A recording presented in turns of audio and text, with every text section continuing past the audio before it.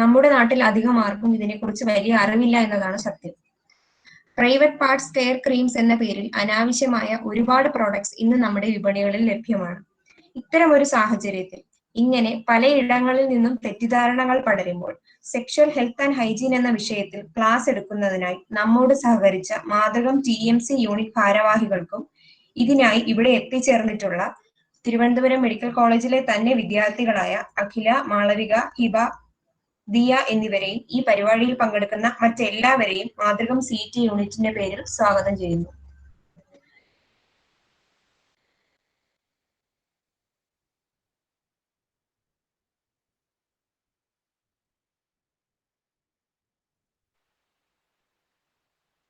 Hello, കേൾക്കാമോ?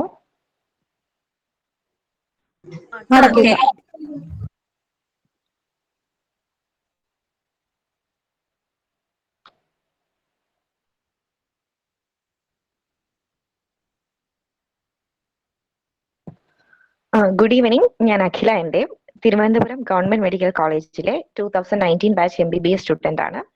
Sexual health and hygiene എന്ന വിഷയത്തിലാണ് നമ്മൾ ഇന്ന് ക്ലാസ് എടുക്കുന്നത്. Vaginal hygiene, menstruation, sex, sexual hygiene എന്നിങ്ങനെ 4 സെഷനായിട്ടായിരിക്കും ക്ലാസ് നടക്കുന്നത്. നമുക്ക് ആദ്യത്തെ സെഷനായ വജൈനൽ ഹെൽത്തിലേക്ക് പോകാം. Vaginal hygiene, parts of vulva. അപ്പൊ നമ്മൾ ഈ ചിത്രത്തിൽ കാണുന്നത് നമ്മുടെ എക്സ്റ്റേണൽ ജെനിറ്റൽ ഓർഗൻസ് ആണ്. നമുക്ക് അറിയാവുന്ന പോലെ ഇതിലെ ഈ ഹെയറി പോർഷൻ ആണ് മോൺസ് പ്യൂബിസ് എന്ന് പറയുന്നത്. ഇതൊരു ക്വിഷൻ ആയിട്ട് പ്രവർത്തിക്കുക എന്നുള്ളൊരു ഫംഗ്ഷൻ ആണ്. ഇവിടെയാണ് നമുക്ക് നോർമലി ഈ ബ്ലിസ്റ്റേഴ്സ് ഒക്കെ കാണപ്പെടുന്നത്. ഈ മോൺസ് പ്യൂബിസ് താഴേക്ക് 2 ലിപ്സ് പോലെ എക്സ്റ്റെൻഡ് ചെയ്യുന്ന പോർഷൻ ആണ് ലേബിയ മെജോറ. അതിൻ്റെ ഉള്ളിൽ തന്നെ വേറെ 2 ഫോൾഡായി കാണുന്നതാണ് ലേബിയ മൈനോറ. ലേബിയ മൈനോറയുടെ മുകളിൽ അത് രണ്ടും കൂടി ചേരുന്ന പോർഷനെയാണ് നമ്മൾ ക്ലൈറ്റോറിസ് എന്ന് പറയുന്നത്. ഇവിടെ ദശലക്ഷക്കണക്കിന് നെർവ് പോയിന്റ്സ് ഉള്ളതാണ്. അതുകൊണ്ട് തന്നെ നമ്മുടെ ലൈംഗിക ഉത്തേജനത്തിനും സെക്ഷൽ പ്ലഷറിലും വളരെയധികം ഭാഗം ഈ ഭാഗത്തിനുണ്ട്, വളരെയധികം റോൾ ഈ ഭാഗത്തിനുണ്ട്. ഇനി ഇവിടെ നമുക്ക് 2 ഓപ്പണിങ്സ് ആണുള്ളത്. മുകളില് നമ്മുടെ മൂത്രനാളി തുറക്കുന്ന യൂറിത്രയും താഴെ വജൈനയും. പിന്നെ വജൈനെ കവർ ചെയ്തുകൊണ്ട് ഒരു ഹൈമൻ അഥവാ കന്യാചർമ്മം എന്നൊരു നനുത്ത സ്ഥലം ഉണ്ടെന്ന് വിശ്വസിക്കപ്പെടുന്നു. പക്ഷെ ഇതൊരു ചർമ്മം എന്നതിനേക്കാൾ ഇതൊരു ഇലാസ്തികതയുള്ള ഒരു ബാൻഡ് ആയതിനാൽ തന്നെ ആദ്യത്തെ സെക്ഷൽ ഇന്റർകോഴ്സിൽ മാത്രമേ ഇത് നശിപ്പിക്കപ്പെടുവെന്നോ അല്ലെങ്കിൽ ആദ്യത്തെ സെക്ഷൽ ഇന്റർകോഴ്സിൽ മുമ്പ് ഇത് നശിപ്പിക്കപ്പെടരുത് എന്നൊന്നും ഒരു തരത്തിലുള്ള റൂൾസും ഇല്ല. ഇത് ഉണ്ടാവാം, ഇല്ലാതെ ഇരിക്കാം. പക്ഷെ നിങ്ങളുടെ സെക്ഷൽ ലൈഫിൽ ഇത് അഫക്റ്റ് ചെയ്യുന്നുണ്ടെന്നുള്ള കേസിൽ മാത്രം നിങ്ങൾക്ക് ഇത് സർജിക്കലായിട്ട് വേണമെങ്കിൽ റിമൂവ് ചെയ്യാം. ഇതിന്റെ മറ്റു ഭാഗങ്ങൾ എന്ന് പറയുന്നത് എയ്നസ് അഥവാ നിങ്ങളുടെ മല ആശയം തുറക്കുന്ന സ്ഥലവും മറ്റൊന്ന് പെരിനിയം, ഇതിന് രണ്ടിനെയും ഇടയ്ക്കുള്ള ഈ ഒരു പോർഷനുമാണ്. ഇതാണ് നമ്മുടെ എക്സ്റ്റേണൽ ജെനിറ്റേലിയ എന്ന് പറയുന്നത്. ഇനി വജൈനൽ ഡിസ്ചാർജ്. ഈ വജൈനൽ ഡിസ്ചാർജ് എന്താന്ന് വെച്ചാൽ നമ്മുടെ യോനി മുഖത്ത് നിന്ന് ഇങ്ങനെ ദ്രാവകം കാണപ്പെടുന്നതിനെയാണ് വജൈനൽ ഡിസ്ചാർജ് എന്ന് പറയുന്നത്. ആരോഗ്യമുള്ള ഒരു യൂട്രസ് അഥവാ ഗർഭാശയമുള്ള വജൈനയുള്ള ഏതൊരാൾക്കും വജൈനൽ ഡിസ്ചാർജ് ഉണ്ടാകും. ഇത് വളരെ നോർമൽ ആയ ഒരു ബോഡി ഫംഗ്ഷൻ മാത്രമാണ്. വജൈനൽ ഡിസ്ചാർജ് അവിടെയുള്ള ബാക്ടീരിയകളെയൊക്കെ നശിപ്പിച്ച് കളയാനും ഒരു നാച്ചുറൽ ലൂബ്രിക്കൻ്റായി പ്രവർത്തിക്കാനും ഉള്ള നമ്മുടെ ശരീരത്തിന്റെ തന്നെ ഒരു മെക്കാനിസം ആണ്. പലതരത്തിലുള്ള വജൈനൽ ഡിസ്ചാർജ് ഉണ്ട്. അപ്പൊ നമ്മുടെ മെൻസ്ട്രേഷൻ സ്റ്റാർട്ട് ചെയ്യുന്നതിന് തൊട്ട് മുമ്പും അല്ലെങ്കിൽ മെൻസ്ട്രേഷൻ തീർന്ന പാടെ നമുക്ക് ഇങ്ങനെ വെള്ള നിറത്തിലുള്ള വജൈനൽ ഡിസ്ചാർജ് ആയിരിക്കും അധികം പേരിലും കാണപ്പെടുക. അതുപോലെ ചിലപ്പോൾ നമുക്ക് ക്ലിയർ ആയിട്ടുള്ള വാട്ടറി ആയിട്ടുള്ള വജൈനൽ ഡിസ്ചാർജ് ആയിരിക്കും ഉണ്ടായിരിക്കുക. അല്ലെങ്കിൽ ചിലർക്ക് നമുക്ക് ഓവുലേഷൻ അല്ലെങ്കിൽ നിങ്ങൾ ഏറ്റവും ഫെർട്ടൈൽ ആയിരിക്കുന്ന പീരീഡ് ഐഡന്റിഫൈ ചെയ്യാനുള്ള ഒരു പ്രധാന മാർഗം എന്ന് പറയുക ഇതിൽ രണ്ടാമത്തെ ഫിഗർ പോലെ ഇങ്ങനെ 2 ഫിംഗേഴ്സിന് ഇടയ്ക്ക് എക്സ്റ്റെൻഡ് ചെയ്യുന്ന ത്രെഡ് പോലെ എക്സ്റ്റെൻഡ് ചെയ്യുന്ന തരത്തിലുള്ള വജൈനൽ ഡിസ്ചാർജ് ഉണ്ടാവും. പിന്നെ അല്ലെങ്കിൽ പീരീഡ്സിന്റെ ഇടയ്ക്കോ അല്ലെങ്കിൽ പീരീഡ്സ് തുടങ്ങുന്നതിന് തൊട്ട് മുമ്പോ ഒക്കെ ആയിട്ട് ഇങ്ങനെ സ്പോട്ടിങ് കാണപ്പെടും, ബ്രൗൺ അല്ലെ ബ്ലഡ് കളറിൽ. ഇതൊക്കെയാണ് നോർമൽ ഡിസ്ചാർജ് എന്ന് പറയുന്നത്. അപ്പോൾ വജൈനൽ ഡിസ്ചാർജിന്റെ മെയിൻ ഫംഗ്ഷൻ എന്ന് വെച്ചാൽ അവിടുത്തെ ബാക്ടീരിയ ഒക്കെ നശിപ്പിച്ച് കളയുക, പിന്നെ ഒന്ന് നാച്ചുറൽ ലൂബ്രിക്കൻ്റ് ആയിട്ട് വർക്ക് ചെയ്യുക എന്നൊക്കെ ഉള്ളതാണ്. അതുകൊണ്ട് തന്നെ ഇത് വളരെ ഹെൽത്തിയാണ്. എന്നാൽ ഇത് എപ്പോഴാണ് അബ്നോർമൽ ആകുന്നതെന്ന് വെച്ചാൽ തിക്ക് വൈറ്റ് കളർ നമ്മുടെ കോട്ടേജ് ചീസ് അല്ലെ പനീറിന്റെ ഒക്കെ ആ ഒരു കൺസിസ്റ്റൻസിയിൽ വജൈനൽ ഡിസ്ചാർജ് വരികയും അതിന്റെ കൂടെ തന്നെ നിങ്ങൾക്ക് ചൊറിച്ചിൽ അല്ലെങ്കിൽ ചൂട് അങ്ങനെയുള്ള അസ്വസ്ഥതകളെല്ലാം അനുഭവപ്പെടുമ്പോഴാണ് വജൈനൽ ഡിസ്ചാർജ് ഒരു അസുഖമായി മാറുന്നത്. അതല്ലെങ്കിൽ നിങ്ങൾ പ്രഗ്നന്റ് ആണ്, ക്യാരിയിങ് ആണെങ്കിൽ അതിന്റെ ഇടയ്ക്ക് ബ്ലഡ് സ്മിയർ നിങ്ങളുടെ ഡിസ്ചാർജിൽ കണ്ടു കഴിഞ്ഞാൽ ചിലപ്പോൾ അത് മിസ്കാരേജിന്റെ ലക്ഷണമാകാം. ചില അപൂർവ സമയങ്ങളിൽ മാത്രം ചിലപ്പോൾ സെർവിക്കൽ ക്യാൻസറിന്റെ ഒക്കെ ലക്ഷണങ്ങളാവാം. പിന്നെ യെല്ലോ അല്ലെങ്കിൽ ഗ്രീൻ കളർ വരുന്നത് നിങ്ങൾക്ക് ബാക്ടീരിയൽ ഇൻഫെക്ഷൻസ്, ട്രൈക്കോമോണിയാസിസ് അല്ലെങ്കിൽ ഏതെങ്കിലും സെക്ഷുവലി ട്രാൻസ്മിറ്റഡ് ഡിസീസസ് ഒക്കെ ഉള്ളപ്പോഴായിരിക്കാം യെല്ലോ ഗ്രീൻ കളർ കാണുന്നത്. അങ്ങനെയുള്ള സാഹചര്യങ്ങളിൽ നിങ്ങളൊരു ഡോക്ടറെ കാണുന്നത് നന്നായിരിക്കും. ഇത് അതിന്റെ ഒരു സം ടോട്ടൽ ചാർട്ടാണ്. ഇതിൽ യെല്ലോ, ഗ്രീൻ, ഗ്രേ ഇതൊക്കെയാണ് പൊതുവെ അസുഖങ്ങൾ ഉള്ളപ്പോൾ കാണപ്പെടുന്നത്. അപ്പൊ അത്തരത്തിലൊരു കളർ ചേഞ്ച് നിങ്ങളുടെ വജൈനൽ ഡിസ്ചാർജിൽ കണ്ടാൽ മാത്രം നിങ്ങൾ ഡോക്ടറെ കണ്ടാൽ മതി. അല്ലാത്ത പക്ഷം ഒരാളെ സംബന്ധിച്ച് അയാൾക്കൊരു സ്റ്റാൻഡേർഡ് എമൗണ്ട് ഓഫ് വജൈനൽ ഡിസ്ചാർജും ഫ്രീക്വൻസി ഓഫ് പ്രൊഡക്ഷനും ഉണ്ടാവും. അതിൽ ദിവസവും ഉണ്ടാവുന്ന ആ ഒരു എമൗണ്ട് കൂടുതൽ കാണുകയോ അല്ലെ അതിൽ പെട്ടെന്ന് ഒരു കളർ ചേഞ്ച് വരികയോ ചെയ്യുമ്പോൾ മാത്രം നിങ്ങൾ അസ്വസ്ഥരായാൽ മതി. അല്ലാത്ത പക്ഷം ഇത് എല്ലാവർക്കും നോർമലേ വരുന്നതാണ്. അതുപോലെ തന്നെ ഓഡർ അഥവാ സ്മെല്ലും പിന്നെ ടേസ്റ്റും, വജൈനൽ ഫ്ലൂയിഡിന്റെ ടേസ്റ്റും, ഇത് രണ്ടും ഇവിടെയുള്ള ബാക്ടീരിയകളുടെ പ്രവർത്തന ഫലമായി ഉണ്ടാവുന്നതാണ്. നമ്മുടെ ശരീരത്തെ ഒരുപാട് ഹെൽത്തി ആയിട്ടുള്ള ബാക്ടീരിയകളുണ്ട്, ലാക്ടോബാസിലസ് പോലെയുള്ള. അപ്പൊ അവ കൂടുകയും കുറയും ചെയ്യുന്ന അനുസരിച്ച് പിന്നെ നമ്മുടെ മെൻസ്ട്രേഷൻ അനുസരിച്ച് ഇവിടുത്തെ സ്മെല്ലും മാറാം. ഇതും ടാബു ആയിട്ടുള്ള സാധനമല്ല. നോർമൽ ആണെന്ന് പറഞ്ഞ് കാണിക്കാൻ ഒരു സ്മെല്ലും ഇല്ല. നമ്മുടെ ഒരു പേഴ്സണൽ തിങ് എന്ന നിലയിൽ പലർക്കും പല സ്മെല്ലുകൾ ഫീൽ ചെയ്യുന്നതായിരിക്കും. അതുമായിട്ട് അഡ്ജസ്റ്റ് ആവുക, അതാണ് അതിന്റെ മെയിൻ കാര്യം. അതിൽ ചിലപ്പോൾ ടാങ്കി ഫെർമെന്റഡ് പുളിച്ച സ്മെല്ല് വരാം, അല്ലെ ബ്ലഡിന്റെ പ്രസൻസ് ഉള്ളപ്പോൾ ചിലപ്പോൾ മെറ്റലിന്റെ ഒക്കെ കോപ്പർ സ്മെല്ല് വരാം, അല്ലെ ചിലപ്പോൾ സ്ലൈറ്റ് സ്വീറ്റ്നെസ് വരാം. പിന്നെ അമോണിയയുടെ സ്മെല്ല് ഉണ്ടാവാം, കാരണം യുറീത്ര അടുത്താണ്, അപ്പൊ നമുക്ക് യൂറിന്റെ സ്മെല്ല് വരുമ്പോൾ. പക്ഷെ അമോണിയ സ്മെല്ല് കൂടുതൽ ചിലപ്പോൾ അത് ഡീഹൈഡ്രേഷന്റെ ഒക്കെ സിംറ്റം ആകും. അല്ല ഭയങ്കര ഫൗൾ സ്മെല്ല് വരുവാണെങ്കിൽ ചിലപ്പോൾ ഇതിൽ വജൈനോസിസ് പോലത്തെ ഡിസീസ് ആവാൻ ചെറിയ ചാൻസ് ഉണ്ട്. പക്ഷെ അതിനെല്ലാം ഇച്ചിങ് അല്ലെങ്കിൽ ചൊറിച്ചില്, നീര് അങ്ങനെയുള്ള അസുഖങ്ങളൊക്കെ കൂടെ ഉണ്ടെങ്കിൽ മാത്രം നിങ്ങൾ ഒരു ഡോക്ടറെ കണ്ടാൽ മതിയാകും. അതല്ലെങ്കിൽ നിങ്ങൾക്ക് ടെൻഷൻ വരുമ്പോൾ ചിലപ്പോൾ എർത്തി സ്മെല്ല് വരാം. പിന്നെ അല്ലെങ്കിൽ ഈ ഭയങ്കര ഫൗൾ ഒഫൻസീവ് സ്മെല്ല് വരും, റോട്ടൺ ഇങ്ങനെ അഴുകിയ പോലത്തെ സ്മെല്ലൊക്കെ വരുന്നത് നിങ്ങളൊരു ടാമ്പോൺ വെച്ച് മറന്നു പോകുമ്പോഴോ അല്ലെങ്കിൽ ഏതെങ്കിലും ചെറിയ ഇൻസെക്ട്സ് നമ്മൾ അറിയാതെ ഉള്ളിൽ കയറി ഇരിപ്പുണ്ടെങ്കിലൊക്കെ അങ്ങനെ വരുന്ന കേസസിൽ നിർബന്ധമായിട്ട് നിങ്ങൾ ഡോക്ടറെ കാണണം. അപ്പോഴാണ് റോട്ടൺ സ്മെല്ല് വരിക. അപ്പൊ എപ്പോഴൊക്കെ ഡോക്ടറെ കാണണം എന്ന് പറഞ്ഞാൽ നിങ്ങളുടെ വജൈനൽ ഡിസ്ചാർജിൽ ഒരു ചേഞ്ച് വരിക, അല്ല ഓർഡറിൽ ഒരു പെട്ടെന്നൊരു ചേഞ്ച് വരിക, കൂടെ നിങ്ങൾക്ക് ചൊറിച്ചില് അല്ലെങ്കിൽ സെക്സിനിടയ്ക്ക് വേദന അല്ലെങ്കിൽ ബ്ലീഡിങ് ഉണ്ടാവുക, അങ്ങനത്തെ കേസസിൽ ഒരു ക്ലിനീഷ്യനെ ബന്ധപ്പെടുക. അതുപോലെ തന്നെ വളരെ ഇമ്പോർട്ടന്റ് ആയ ഒരു സംഭവമാണ് വജൈനൽ വാഷ് എന്ന് പറയുന്നത്. അപ്പൊ നിങ്ങൾ എപ്പോഴും മൂത്രം ഒഴിച്ചതിന് ശേഷം വെള്ളം ഉപയോഗിച്ച് കഴുകാൻ ശ്രദ്ധിക്കുക. നിങ്ങളുടെ വജൈന കഴുകാൻ ഏറ്റവും പെർഫെക്റ്റ് ആയിട്ടുള്ള സൊല്യൂഷൻ ക്ലിയർ വാട്ടർ ആണ്. മറ്റൊരു തരത്തിലുള്ള പ്രൊഡക്ട്സും ഉപയോഗിക്കാൻ പാടില്ല എന്നതാണ്. സോ നിങ്ങൾ കഴുകുമ്പോൾ എപ്പോഴും ക്ലീനായി നഖങ്ങളൊക്കെ കട്ട് ചെയ്തതിനു ശേഷം മാത്രം കഴുകാൻ ശ്രമിക്കുക. സോപ്പ് യൂസ് ചെയ്യാൻ ഒരു കാരണവശാലും ശ്രമിക്കരുത്.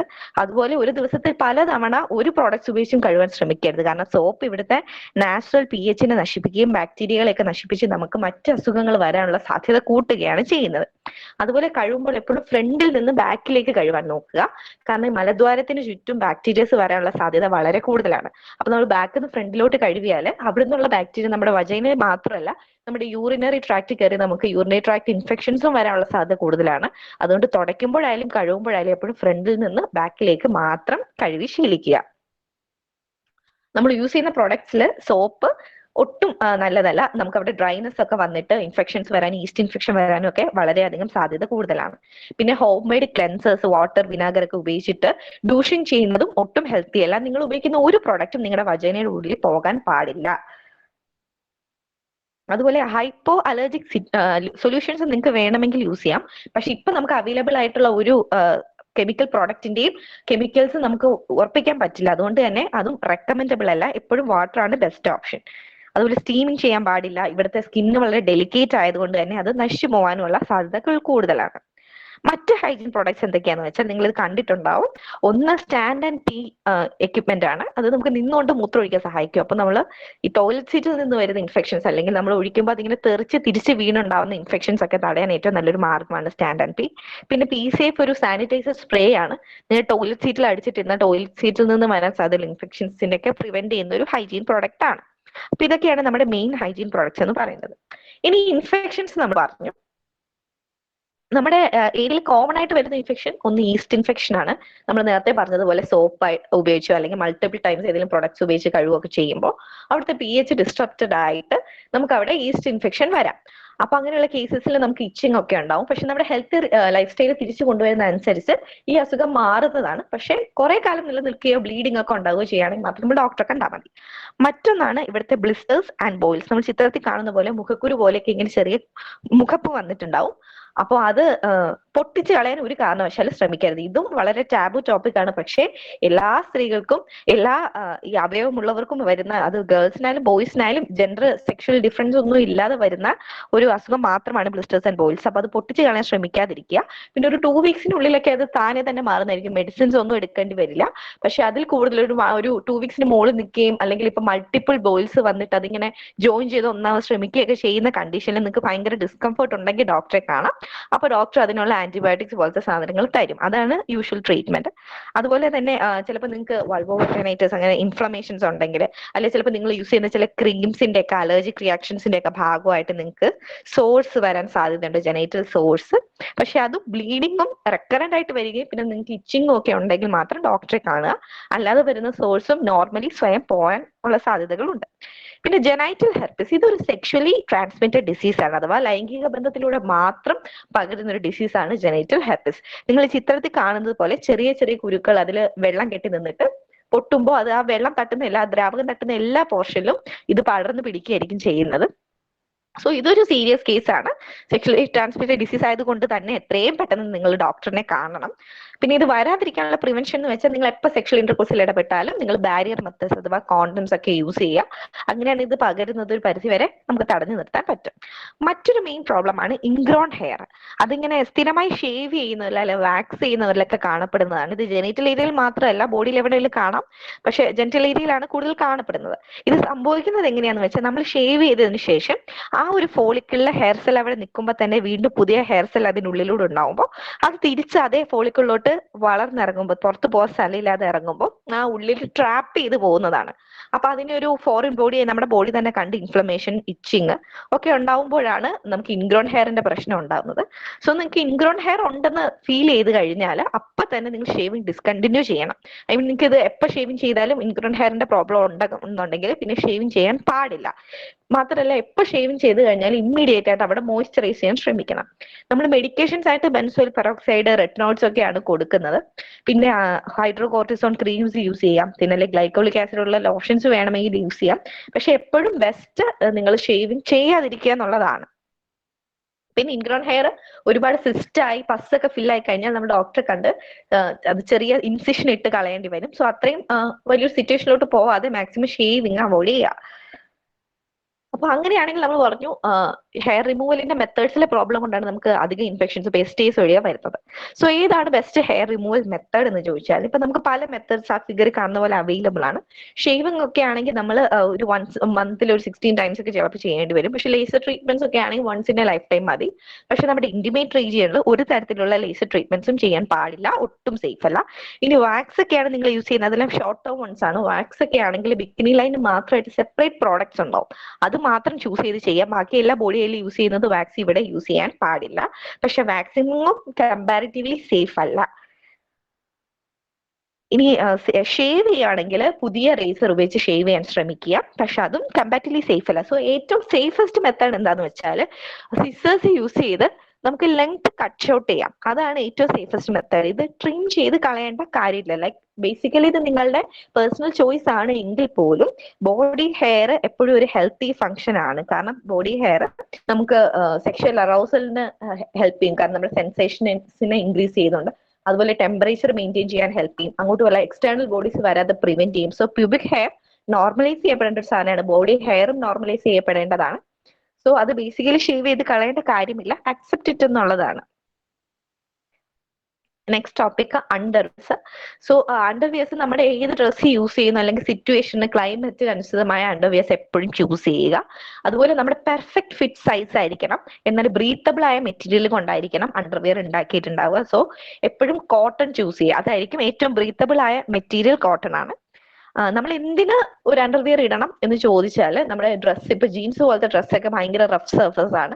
അപ്പൊ അവിടെ സ്ഥിരമായി ഉരഞ്ഞ് ഇൻഫ്ലമേഷൻസ് ഒന്നും വരാതിരിക്കാൻ വേണ്ടിയിട്ടാണ് ബേസിക്കലി നമ്മൾ അണ്ടർവിയർ ഇടുന്നത്. അല്ലാതെ സാഗിങ് പർപ്പസിലൊന്നും സയന്റിഫിക് ആയിട്ടുള്ളൊരു പ്രൂവൻ ഡാറ്റ നമ്മുടെ കയ്യിലില്ല. പിന്നെ രാത്രി കിടന്നിറങ്ങുമ്പോൾ ഒരു കാരണവശാലും അണ്ടർവിയർ ധരിക്കേണ്ട കാര്യമില്ല. നമുക്ക് ഈസ്റ്റ് ഇൻഫെക്ഷൻ വരാൻ ഒക്കെ കാരണമാവുന്നത് അവിടെ ഇങ്ങനെ രാത്രി ഡാംപ് ആയിട്ട് ഇങ്ങനെ വെള്ളം കെട്ടി നിൽക്കുമ്പോഴൊക്കെയാണ്. സോ രാത്രി അണ്ടർവിയർ ഇടേണ്ട കാര്യമില്ല, അവിടെ എയർ സർക്കുലേഷൻ കിട്ടാനുള്ളതാണ്. സോ ബേസിക്കലി അങ്ങനെ ഒരു ശീലം നിങ്ങൾക്ക് ഉണ്ടെങ്കിൽ അത് ഒഴിവാക്കുക. പിന്നെ പാന്റി ലൈനേഴ്സ് നമ്മുടെ മെൻസ്ട്രൽ പാഡ് പോലെ അധികം പേർക്കും അറിയായിരിക്കും. അതൊരു പ്രോഡക്റ്റ് ആണ്, പക്ഷെ മെൻസ്ട്രൽ പാഡിനേക്കാളും തിന്നാണ്, ഷോർട്ടാണ്. അത് നമ്മൾ യൂസ് ചെയ്യുന്നത് എന്തിനാന്ന് വെച്ചാൽ അണ്ടർവിയറിലാണ് നമ്മൾ ഇത് യൂസ് ചെയ്യുന്നത്. അത് യൂസ് ചെയ്യുന്നത് ഇവിടെ തങ്ങി നിൽക്കുന്ന മോയ്സ്ചർ ഒക്കെ കളയാൻ വേണ്ടിയിട്ട്, അല്ലെങ്കിൽ നിങ്ങൾക്ക് ഇപ്പോൾ വൈറ്റ് ഡിസ്ചാർജ് കുറച്ച് എക്സ്ട്രാ ആയിട്ടുള്ളവരാണെങ്കിൽ അതുമായിട്ടൊന്ന് അക്ലമറ്റൈസ് ചെയ്യാൻ വേണ്ടിയിട്ട്, അല്ലെങ്കിൽ സ്പോട്ടിങ് വരുമ്പോൾ ഇപ്പൊ എക്സ്ട്രാ മെൻസ്ട്രൽ ഫ്ലോ ഒക്കെ വരുമ്പോഴേക്കും അത് ഓവറായി പോവാതെ, ഓവർഫ്ലോ ആവാതിരിക്കാൻ വേണ്ടിയിട്ടൊക്കെ യൂസ് ചെയ്യുന്നതാണ് പാൻറ്റി ലൈനേഴ്സ്. അപ്പൊ വേണമെങ്കിൽ നിങ്ങൾ പാൻറ് യൂസ് ചെയ്യുമ്പോൾ നിങ്ങൾക്ക് കംഫർട്ടിന് വേണ്ടി പാൻറ്റി ലൈനേഴ്സ് യൂസ് ചെയ്യാം. പക്ഷേ ഒരു പാൻറ് ലൈനേഴ്സ് യൂസ് ചെയ്യുമ്പോൾ എപ്പോഴും ശ്രദ്ധിക്കണം എന്താണെന്ന് വെച്ചാൽ, ഒന്ന് അതിന്റെ മെറ്റീരിയൽ ബ്രീത്തബിൾ ആണ്, കോട്ടൺ ആണ്, ഹെൽത്തി ആണോ എന്ന് ഉറപ്പാക്കണം. മറ്റൊന്ന്, ഒരു തരത്തിലുള്ള സെന്റഡ് പാൻറ് ലൈനേഴ്സ് യൂസ് ചെയ്യുമ്പോൾ മീൻസ് സെന്റഡ് സ്മെൽ ഉണ്ടാവരുത്, അത് നമ്മുടെ pH നെ ബാധിക്കും. അതുപോലെ തന്നെ പാഡ്സ് ആയാലും പാൻറ് ലൈനേഴ്സ് ആയാലും ഒന്നിലും സെന്റഡ് പ്രോഡക്ട്സ് യൂസ് ചെയ്യാൻ പാടില്ല. പിന്നെ റെഗുലർ ആയിട്ട് ചേഞ്ച് ചെയ്യാം. സോ വെൽ ഫിറ്റിംഗ് ആയിട്ടുള്ള അണ്ടർവിയേഴ്സ് യൂസ് ചെയ്യുക. പിന്നെ അണ്ടർവിയേഴ്സ് എപ്പോഴും ക്ലീൻ വാട്ടറിൽ ഹൈപ്പോ അലർജിക് സൊല്യൂഷനിൽ മാത്രം വാഷ് ചെയ്യുക. ഓപ്പൺ സ്പേസിൽ സൺലൈറ്റിലിട്ട് ഉണക്കാൻ എപ്പോഴും ശ്രദ്ധിക്കുക. നല്ല ഉണങ്ങിയ അണ്ടർവിയേഴ്സ് മാത്രം ധരിക്കുക. പിന്നെ നിങ്ങൾക്ക് എന്തെങ്കിലും തരത്തിലുള്ള ഡിസീസസ് ഉണ്ടെന്നുണ്ടെങ്കിൽ ഡ്രസ്സുകൾ അങ്ങോട്ടും ഇങ്ങോട്ടും മറ്റ് ഫാമിലി മെമ്പേഴ്സുമായിട്ട് മിക്സ് ആവാതിരിക്കുക. അതുപോലെ പുറത്ത് പോയി വന്ന ഡ്രസ്സും ഒക്കെ ആയിട്ട് നമ്മുടെ അണ്ടർവിയേഴ്സ് മിക്സ് ചെയ്ത് വാഷ് ചെയ്ത് എപ്പോഴും സെപ്പറേറ്റ് ആയിട്ട് വാഷ് ചെയ്യുക. വൺസ് ഇൻ എ ഇയർ എപ്പോഴും നിങ്ങളുടെ അണ്ടർവിയർ ചേഞ്ച് ചെയ്യുക. I mean 1 year maximum underwears use ചെയ്യാൻ പാടുള്ളൂ. അങ്ങനത്തെ കുറച്ച് ഹെൽത്തി പ്രാക്ടീസസ് കൊണ്ട് നമ്മുടെ വജൈനൽ ഹെൽത്ത് നമുക്ക് സേഫ് ആയിട്ട് വെക്കാൻ പറ്റും. സോ ഇതാണ് ഈ ടോപ്പിക്. ഇതിൽ എന്തെങ്കിലും ആർക്കെങ്കിലും ഡൗട്ട് ഉണ്ടോ? ഇതുവരെ പറഞ്ഞ എന്തെങ്കിലും അല്ലെങ്കിൽ പറയാത്ത എന്തെങ്കിലും ഒന്ന് ആഡ് ചെയ്യണം, അങ്ങനെ എന്തെങ്കിലും ഉണ്ടോ? ഉണ്ടെങ്കിൽ നിങ്ങൾക്ക് അൺമ്യൂട്ട് ചെയ്ത് ചോദിക്കാം.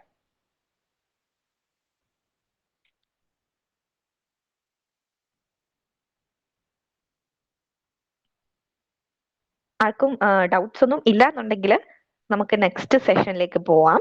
നെക്സ്റ്റ് സെക്ഷൻ മെൻസ്ട്രേഷനെ കുറിച്ചാണ്. സെഷൻ ധീരെ എടുക്കുന്നതായിരിക്കും.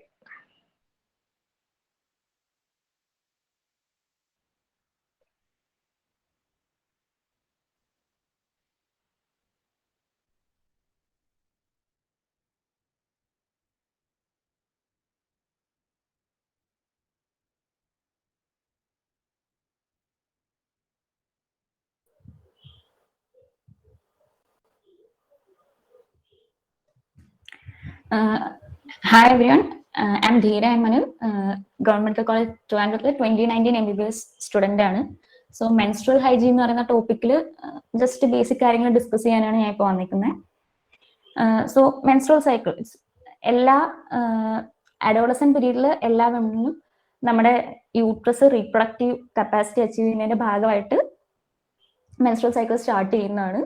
ആൻഡ് അതിനോട് അസോസിയേറ്റഡ് ആയിട്ട് നമ്മുടെ unfertilised ovum and endometrial lining, ബ്ലഡും മ്യൂക്കസും അതുപോലെ ടിഷ്യൂ ഫ്ലൂയിഡ് ഒക്കെ ആയിട്ട് വജൈനയ്ക്കൂടെ ഡിസ്ചാർജ് ചെയ്യപ്പെടുന്നതാണ് എല്ലാ മാസവും ഉണ്ടാകുന്ന മെൻസ്ട്രൽ ഫ്ലോ. സോ ഈ മെൻസ്ട്രൽ ബ്ലീഡിങ് എല്ലാവർക്കും ഡിഫറെന്റ് ആയിരിക്കും. ലൈക്ക് നമുക്ക് ഒരു സ്റ്റാൻഡേർഡ് സൈക്കിൾ എന്ന് പറഞ്ഞാൽ 28 days വിത്ത് 7 days ബ്ലീഡിങ് ആണ്. പക്ഷെ എല്ലാവർക്കും ഇത് ഇങ്ങനെ തന്നെ ആവണമെന്നില്ല.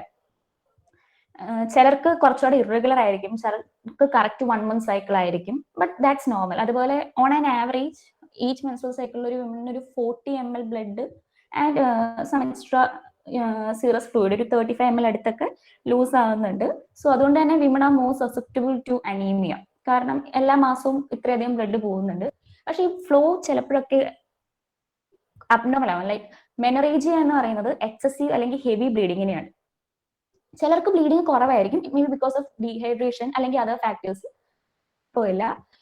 പക്ഷെ ഒരു പാഡ് വെച്ച് വിത്തിൻ 2 hours സോക്ക് ആവുക, അതുപോലെ ബ്ലീഡിങ്ങിൽ ക്ലോട്ട്സ് ഫോം ചെയ്യുന്ന നോർമലാണ്. പക്ഷെ ഒരു അബ്നോർമൽ സ്ക്വാർട്ടർ സൈസ്ഡ് ഒക്കെ ആയിട്ടുള്ള ക്ലോട്ട്സ് കാണുവാണെങ്കിൽ അതെല്ലാം സിവിയർ ബ്ലീഡിങ് അല്ലെങ്കിൽ മെനറേജിയയുടെ സിംറ്റംസ് ആയിരിക്കാം. അത്തരം കണ്ടീഷനിൽ എത്രയും പെട്ടെന്ന് ഡോക്ടറെ കൺസൾട്ട് ചെയ്യുന്നത് തന്നെയാണ് ബെറ്റർ. ബിക്കോസ് ഈ എക്സസീവ് ബ്ലീഡിങ് കൊണ്ട് അവർക്ക് അനീമിയ ഉണ്ടാകാനും അതിന്റെ ഭാഗമായിട്ട് തന്നെ ക്ഷീണം, ബ്രെത്ത്ലെസ്നെസ് അങ്ങനത്തെ ഒരുപാട് ഫാക്ടേഴ്സിലോട്ട് ലീഡ് ചെയ്യാൻ സാധ്യതയുണ്ട്. സോ മെൻറേജ് അല്ലാതെ പിന്നെ ഇറഗുലർ മെൻസ്ട്രേഷൻ എന്ന് പറയുന്നത് വളരെ കോമൺ ആയിട്ടുള്ള ഒരു കേസാണ്. അതിന് പല റീസൺസ് ഉണ്ടാവാം. ഒന്നെങ്കിൽ എന്തെങ്കിലും weight changes, even stress, emotional conditions കാരണം ചിലപ്പോൾ പീരീഡ്സ് സ്കിപ്പ് ആവാം.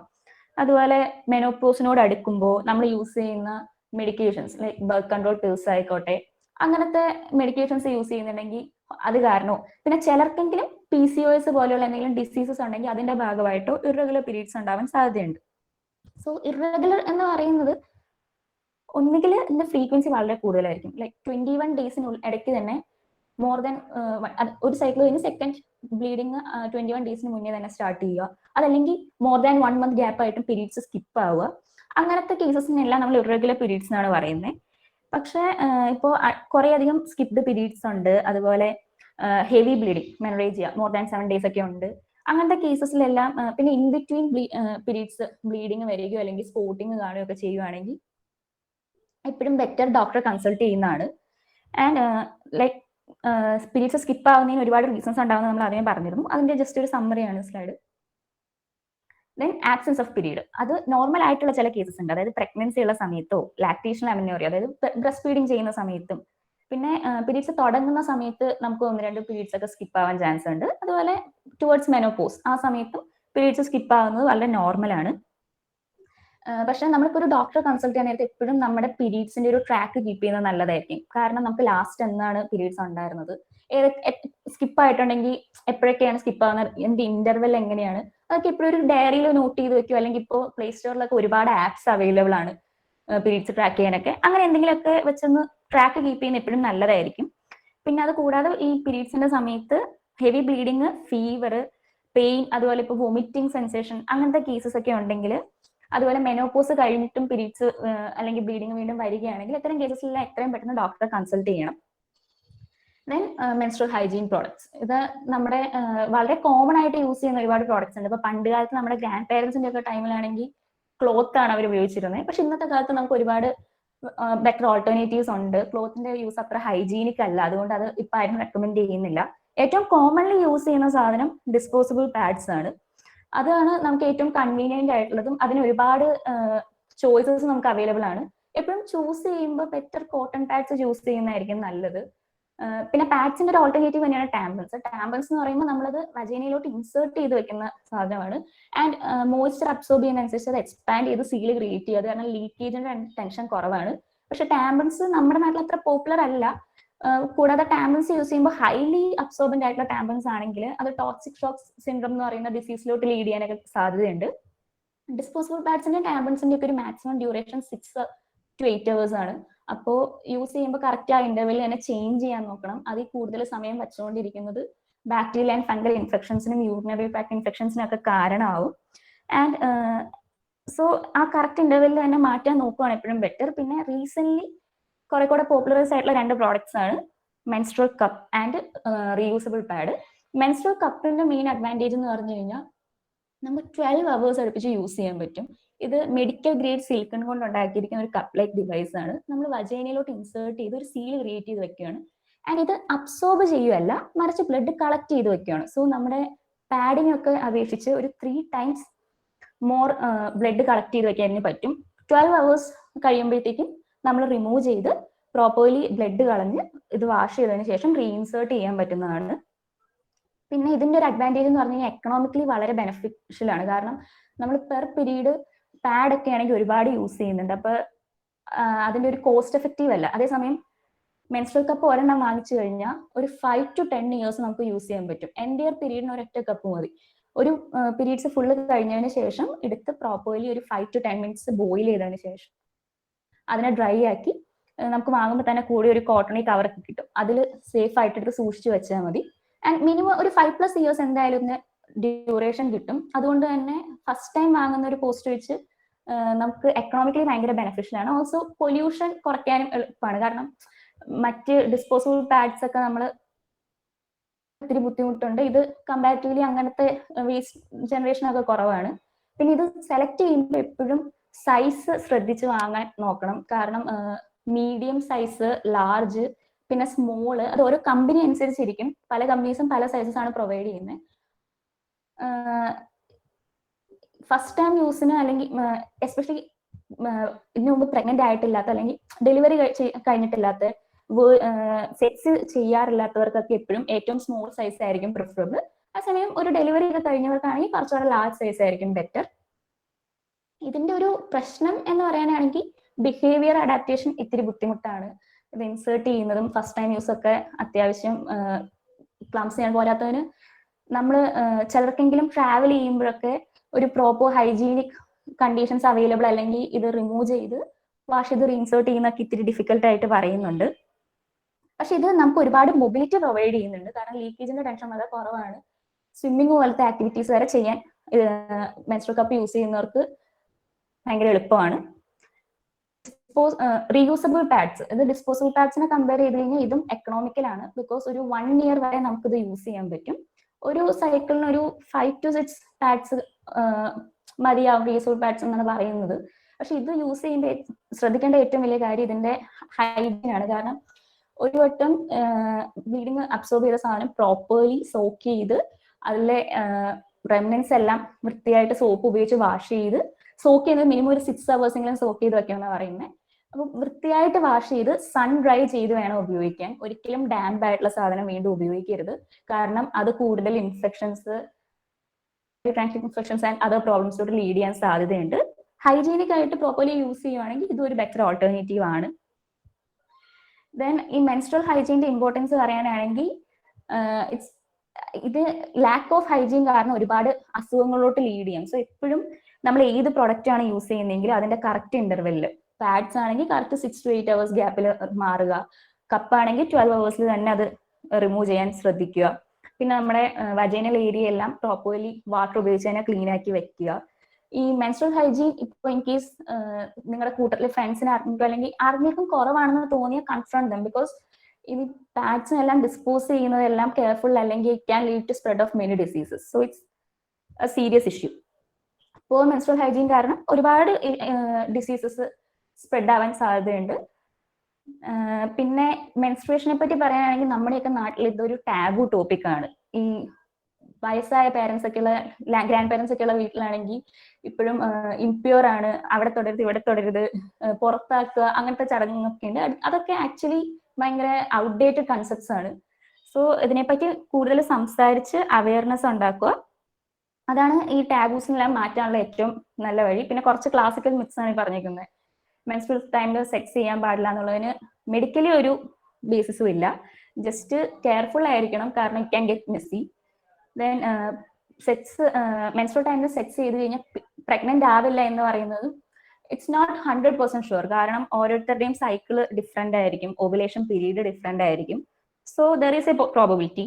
പിന്നെ ക്ഷീണമുള്ള ചിലർക്കൊക്കെ നല്ല ക്ഷീണവും വയ്യായികയായിരിക്കും, അവര് റെസ്റ്റ് എടുക്കുക. അല്ലാത്തവര് അടങ്ങി ഒതുങ്ങിയിരിക്കണം, അങ്ങനെയൊന്നും ഇല്ല. നിങ്ങൾക്ക് കോൺഫിഡന്റ് ആണെങ്കിൽ എന്ത് എക്സസൈസ് എന്ത് ആക്ടിവിറ്റി ചെയ്യുന്നതിന് കുഴപ്പമില്ല. സ്വിമ്മിങ് ചെയ്യാനൊക്കെ പോകുമ്പോൾ അധികം ലീക്ക് ചെയ്യാത്ത മെസ്സി സിറ്റുവേഷൻസ് അവോയ്ഡ് ചെയ്യുന്ന മെത്തേഡ്സ് യൂസ് ചെയ്ത് കഴിഞ്ഞാൽ അതിനൊന്നും ഒരു പ്രശ്നവുമില്ല. പിന്നെ ഗേൾസിന് ഫസ്റ്റ് ടൈം പീരീഡ്സ്, അത് നമ്മൾ ഈ അധികം എഡ്യൂക്കേറ്റ് ചെയ്യാത്തതിന്റെ പ്രശ്നമാണ്. ഫസ്റ്റ് ടൈം പീരീഡ്സ് കുറെ പേർക്കെങ്കിലും എന്താണെന്ന് അറിയാതെ ഒരു ഷോക്കും ട്രോമയൊക്കെ ആവാൻ സാധ്യതയുണ്ട്. പക്ഷെ ടാമ്പൺ എന്നല്ല ഒരു പ്രോഡക്റ്റ് യൂസ് ചെയ്യുന്നതിന് ഒരു വിഷയമില്ല, അതെല്ലാം പ്രോപ്പർ കമ്മ്യൂണിക്കേഷന്റെ കുറവാണ്. സോ ഇതിനെ ഈ ടാബൂസിനെല്ലാം ഓവർകം ചെയ്യാനുള്ള ഏറ്റവും ബെസ്റ്റ് മാർഗം കോൺവെർസേഷൻ ആണ്. പിന്നെ ഈ കടകളിലൊക്കെ ചെല്ലുമ്പോൾ ഭയങ്കരമായിട്ട് പൊതിഞ്ഞു വരുന്ന അതിന്റെ ഒന്നും ആവശ്യമില്ല. It's A normal biological process. എല്ലാവരും യൂസ് ചെയ്യുന്ന സാധനമൊക്കെ തന്നെയാണ്. പാഡ് കയ്യിൽ വെച്ചത് വേറെ ആൾ കണ്ടെന്ന് വെച്ച് മോശമൊന്നുമില്ല. പിന്നെ ഈ പറയുന്ന അനാചാരങ്ങളെയും ടാബൂസിനെയും ഒക്കെ ക്വസ്റ്റ്യൻ ചെയ്യുക. മെയിൻ തിങ്, മെൻസ്ട്രുവേഷനിൽ എന്തെങ്കിലും പ്രശ്നം ഉണ്ടെങ്കിൽ ഡോക്ടറെ കൺസൾട്ട് ചെയ്യാൻ ഒട്ടും മടി വിചാരിക്കരുത്. ഗൈനക്കോളജിസ്റ്റിനെ കൺസൾട്ട് ചെയ്യുന്ന ഭയങ്കര നോർമൽ തിങ് ആണ്. നമ്മുടെ പുറം രാജ്യങ്ങളിലൊക്കെ ആണെങ്കിൽ പീരിയോഡിക്കലി വജൈനൽ എക്സാം ഉണ്ട്, അത് അവരുടെ ഹെൽത്ത് ചെക്കപ്പിന്റെ ഒക്കെ ഭാഗമാണ്. നമ്മുടെ നാട്ടിൽ ആണ് ഈ ഗൈനക്കോളജിസ്റ്റിനെ കാണാൻ പോകുന്നതൊക്കെ ഒരു ഇത്തിരിയെങ്കിലും മടിയോടെ കാണുന്നത്. അതിന്റെ ഒന്നും ഒരു ആവശ്യമില്ല. പറയേണ്ട ഒരു മെയിൻ തിങ് ആണ് പ്രീ മെൻസ്ട്രൽ സിൻഡ്രോം. അതെന്ന് പറഞ്ഞു കഴിഞ്ഞാൽ പീരീഡ്സ് തുടങ്ങുന്നതിന് കുറച്ച് ദിവസം മുന്നേ തന്നെ നമ്മുടെ ബോഡിയിൽ ഉണ്ടാകുന്ന ഹോർമോണൽ ചേഞ്ചസ് കാരണം മൂഡ് സ്വിങ്സ് വരും. അത് ഭയങ്കര സന്തോഷവും പെട്ടെന്ന് ഭയങ്കര ഡിപ്രഷൻ പോലെയോ, ക്ഷീണം, പിന്നെ ഫുഡ് ക്രേവിങ്സ്, എന്തെങ്കിലും പ്രത്യേക ഫുഡ് കഴിക്കാൻ കൊതി തോന്നുക, അങ്ങനത്തെ കേസസ് ഒക്കെ വരുന്ന ഇറ്റ്സ് എ നോർമൽ തിങ്. ഭയങ്കര കോമണും ആണ്. 3 out of every 4 women എന്ന കേസസ് ആണ്. ആൻഡ് ക്രാംസ് എന്ന് പറയുന്നത് ഈ പീരീഡ്സിന്റെ സമയത്ത് ഒന്നെങ്കിൽ അതിന് മുന്നേ തന്നെ അല്ലെങ്കിൽ തുടങ്ങിയിട്ട് വിത്തിൻ 2 days ഒക്കെ നമുക്ക് ലോവർ അബ്ഡമൻ റീജിയനിൽ ഭയങ്കര ഉണ്ട്. It's also normal. പിന്നെ അത് അബ്നോർമൽ ആവുക എന്ന് പറയുന്നത് യൂഷ്വലി ഇതൊരു 1 to 3 days ബിഫോർ സ്റ്റാർട്ട് ചെയ്ത് പീരീഡ്സ് സ്റ്റാർട്ട് ചെയ്ത് വിത്തിൻ 24 hours മാക്സിമം പീക്ക് എത്തി പിന്നെ ഒരു 1 to 2 daysനുള്ളിൽ തന്നെ മാറാറുണ്ട്. പിന്നെ ലോവർ അബ്ഡമനിൽ മാത്രമല്ല, ലോവർ തൈസിലോട്ടും ചിലർക്ക് നടുവേദനയായിട്ട് വരെ മാനിഫെസ്റ്റ് ചെയ്യാറുണ്ട്. അതെല്ലാം ഓക്കെയാണ്. അതിന് മെഡിക്കേഷൻസ് എടുക്കുന്നത് ഇപ്പൊ പെയിൻ ചിലർക്കൊക്കെ മേറെ ഇറിറ്റേഷൻ ആയിരിക്കും ഉണ്ടാവുള്ളൂ, അപ്പൊ ഒരു പ്രശ്നമില്ല. ചിലർക്കെങ്കിലും അത് ഭയങ്കര ബുദ്ധിമുട്ടാവുമ്പോൾ മെഡിക്കേഷൻസ്, പെയിൻ കില്ലേഴ്സ് എടുക്കുക തന്നെയാണ് ബെസ്റ്റ് മെത്തേഡ്. പക്ഷെ ക്രാംസ് നോർമൽ അല്ലാത്ത കണ്ടീഷൻ ഉണ്ട്, അതായത് നമ്മുടെ ഡെയിലി ആക്ടിവിറ്റീസിനെ ഇന്റർഫിയർ ചെയ്യുന്നതിൽ വേറെ ഒന്നും ചെയ്യാൻ പറ്റാത്ത വിധം ഭയങ്കര പെയിനോ അല്ലെങ്കിൽ മെഡിക്കേഷൻസ് എടുത്തിട്ടും യൂസ് ഇല്ല, പെയിൻ കില്ലേഴ്സിനൊന്നും എഫക്റ്റ് ഇല്ല, ഈ പെൽവിക് ഡിസ്കംഫർട്ട്, അതായത് വേറെ സ്റ്റൊമക് റിലേറ്റഡ് പ്രോബ്ലംസ്, അങ്ങനെ വേറെ ഒരുപാട് മെൻസ്ട്രേഷൻ മാത്രമല്ലാതെ വേറെയും റിലേറ്റഡ് പ്രോബ്ലംസ് ഇതിന്റെ കൂടെ വരുന്നു. ആൻഡ് കുറെ ദിവസം കഴിഞ്ഞിട്ട് 2-3 ദിവസം കഴിഞ്ഞിട്ട് ഈ പെയിൻ മാറുന്നില്ല, അങ്ങനത്തെ കണ്ടീഷൻ. അതുപോലെ ഇപ്പോൾ സ്ഥിരമായിട്ട് മെൻസ്ട്രൽ ക്രാംസ് ഉള്ള ഒരു വ്യക്തിയാണ്, പക്ഷെ ഒരു വട്ടം സ്ഥിരം ഉള്ളതിനേക്കാളും വളരെ ഓവറായിട്ട് മാനിഫെസ്റ്റ് ചെയ്യുന്നു, അങ്ങനത്തെ കണ്ടീഷൻസ് ഒക്കെ ഉണ്ടെങ്കിൽ ഡോക്ടറെ കൺസൾട്ട് ചെയ്യുകയാണ് ബെറ്റർ. എന്ന് പറയുന്നത് ട്രഡീഷണലി പെയിൻ കില്ലേഴ്സ് ആണ് പാരസെറ്റമോൾ, ഐബുപ്രോഫൻ. നമ്മുടെ നാട്ടിലൊക്കെ മെഫ്താസ്പാസം ആണ് ഏറ്റവും കോമൺലി യൂസ് ചെയ്യുന്ന ഒരു മെഡിസിൻ. അല്ലെങ്കിൽ ചൂടുവെള്ളം കുടിക്കുക, ഹീറ്റിംഗ് പാഡ് വെക്കുക, ഇതൊക്കെ ഹെൽപ്പ് ചെയ്യാറുണ്ട്. മെഡിക്കേഷൻസ് യൂസ് ചെയ്യുന്നതിനൊന്നും ഒരു വിഷയമില്ല. ചില സ്ഥലങ്ങളിലെങ്കിലും നാട്ടിൻപുറത്ത് മെഡിക്കേഷൻസ് യൂസ് ചെയ്യുന്നതിന് അഗെയിൻസ്റ്റ് പറയാറുണ്ട്. ആൻഡ് ലാസ്റ്റ് ടോപ്പിക് ഇതുമായിട്ട് റിലേറ്റഡ് PCOS, അതായത് പോളിസിസ്റ്റിക് ഒവേറിയൻ സിൻഡ്രോം എന്നാണ് പറയുന്നത്. ഓവറീസിൽ മേ ബി സ്മോൾ സിസ്റ്റ് അല്ലെങ്കിൽ due to various other reasons hormonal changes കാരണം നമ്മുടെ irregular periods and other symptoms വരുന്ന കണ്ടീഷനാണിത്. Like 1 in every 10 women PCOS detect ചെയ്യുന്നുണ്ട്. അപ്പോൾ ഇതൊരു ടീനേജ് ഗേൾസ് അല്ലെങ്കിൽ യങ് വിമൻ കാറ്റഗറിയിലാണ് കൂടുതലും കാണുന്നത്. Irregular periods, unwanted hair growth, ഹിറോട്ടിസത്തിലോട്ടൊക്കെ പോകുന്ന കണ്ടീഷൻ, അക്നെയൊക്കെയാണ് ഇതിന്റെ മെയിൻ സിംറ്റംസ്. ഈ ഇറഗുലർ പീരീഡ്സ് നമ്മൾ ആദ്യമേ പറഞ്ഞു ഡോക്ടറെ കാണിക്കുകയാണ് ബെറ്റർ, കാരണം PCOS ആണെങ്കിൽ അതിന് ട്രീറ്റ്മെന്റ് എടുക്കുന്നത് തന്നെയാണ് എപ്പോഴും ബെറ്റർ. പിന്നെ വെയിറ്റ് ഗെയിൻ അല്ലെങ്കിൽ ഡയറ്റിംഗ് ഒക്കെ ചെയ്ത് നോക്കിയിട്ടും വെയിറ്റ് ലോസ് ഉണ്ടാവുന്നില്ല, ഡ്രൈ സ്കിൻ ഒക്കെ അപ്പിയർ ചെയ്യുന്ന കണ്ടീഷൻ, അതെല്ലാം PCOSന്റെ ഭാഗമാണ്. ഇത് എപ്പോഴും ട്രീറ്റ് ചെയ്യുന്നതാണ് നല്ലത്. ട്രീറ്റ്മെന്റ് എന്ന് പറയുമ്പോൾ ഇൻഡിവിജ്വൽ കൺസേൺ അനുസരിച്ചിരിക്കും, കാരണം ചിലർക്കൊക്കെ ഹെയർ ഗ്രോത്ത് ആയിരിക്കും കൂടുതൽ പ്രശ്നം, അല്ലെങ്കിൽ ചിലർക്ക് ഇറഗുലർ പീരീഡ്സ് ആയിരിക്കും കൂടുതൽ പ്രോബ്ലമാറ്റിക്. ഏതാണെന്നുള്ളതനുസരിച്ച് individually better lifestyle modifications and medication ആണ് എപ്പോഴും കോമ്പിനേഷൻ ചെയ്ത് കൊടുക്കുന്നത്. പിന്നെ ചിലർക്കെങ്കിലും ഫെർട്ടിലിറ്റി പ്രോബ്ലംസ് റിലേറ്റഡ് ആയിട്ട് ഇത് വരാം. സോ അതിനുള്ള ട്രീറ്റ്മെന്റ് ഇൻഡിവിജ്വൽ കൺസേൺ അനുസരിച്ചാണ് ട്രീറ്റ് ചെയ്യുന്നത്. ഇത് ട്രീറ്റ് ചെയ്തില്ലെങ്കിൽ ഉള്ള പ്രശ്നം എന്താണെന്ന് വെച്ച് കഴിഞ്ഞാൽ വേറെ കോംപ്ലിക്കേഷൻസുമായിട്ട് അസോസിയേറ്റഡ് ആണ്. PCOS ഉള്ള women are more prone to type 2 diabetes, high BP, പിന്നെ ചിലപ്പോഴൊക്കെ ഇൻഫെർട്ടിലിറ്റിക്ക് കാരണമാവാം. അങ്ങനത്തെ കേസസ് ഉള്ളതുകൊണ്ട് യൂട്രൈൻ ക്യാൻസർ, അത്തരം കേസസ് ഉള്ളതുകൊണ്ട് എപ്പോഴും ട്രീറ്റ് ചെയ്യുന്നതാണ് ബെറ്റർ. പക്ഷെ ഇത് ഒരു ലൈഫ് ത്രെട്ടനിങ് അല്ലെങ്കിൽ ഫാറ്റൽ കണ്ടീഷൻ ഒന്നും അല്ല, വളരെ കോമൺ കണ്ടീഷനാണ്, മാനേജബിൾ ആണ്. ട്രീറ്റ് ചെയ്ത് കഴിഞ്ഞാൽ വളരെ കോമൺ ആയിട്ട് മാനേജ് ചെയ്ത് പോകാൻ പറ്റുന്ന ഒരു കണ്ടീഷനാണ്. പിന്നെ ഇതിന്റെ സിംറ്റംസും ഇതുള്ള വ്യക്തി ഇത്തിരി ഹൈ മെയിൻ്റെനൻസ് എന്ന് പറയും, ബട്ട് ഇറ്റ്സ് നോർമൽ. ട്രീറ്റ്മെന്റ് എടുത്തു കഴിഞ്ഞാൽ വളരെ കൂളായിട്ട് ഒരു പ്രശ്നവുമില്ല, അതൊരു നോർമൽ ലൈഫ് ലീഡ് ചെയ്യാൻ പറ്റും. ആൻഡ് ഫൈനലി ഈ ടോപ്പിക് കൺക്ലൂഡ് ചെയ്യുമ്പോൾ I just want to remind everyone, not all women have periods and not all who have periods are women. ഇത്രയും പറഞ്ഞ് നമ്മുടെ ഈ പ്രസന്റേഷൻ ഇവിടെ തീരുവാണ്. ഇത് റിലേറ്റഡ് എന്തെങ്കിലും ഡൗട്ട്സ് ആർക്കെങ്കിലും ഉണ്ടെങ്കിൽ ഇപ്പൊ ചോദിക്കാവുന്നതാണ്.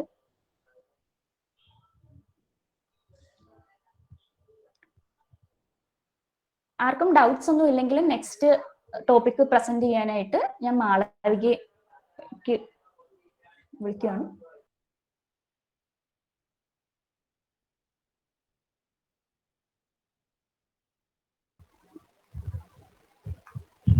ഹലോ, ഞാൻ ഓഡിബിൾ ആണല്ലോ അല്ലേ?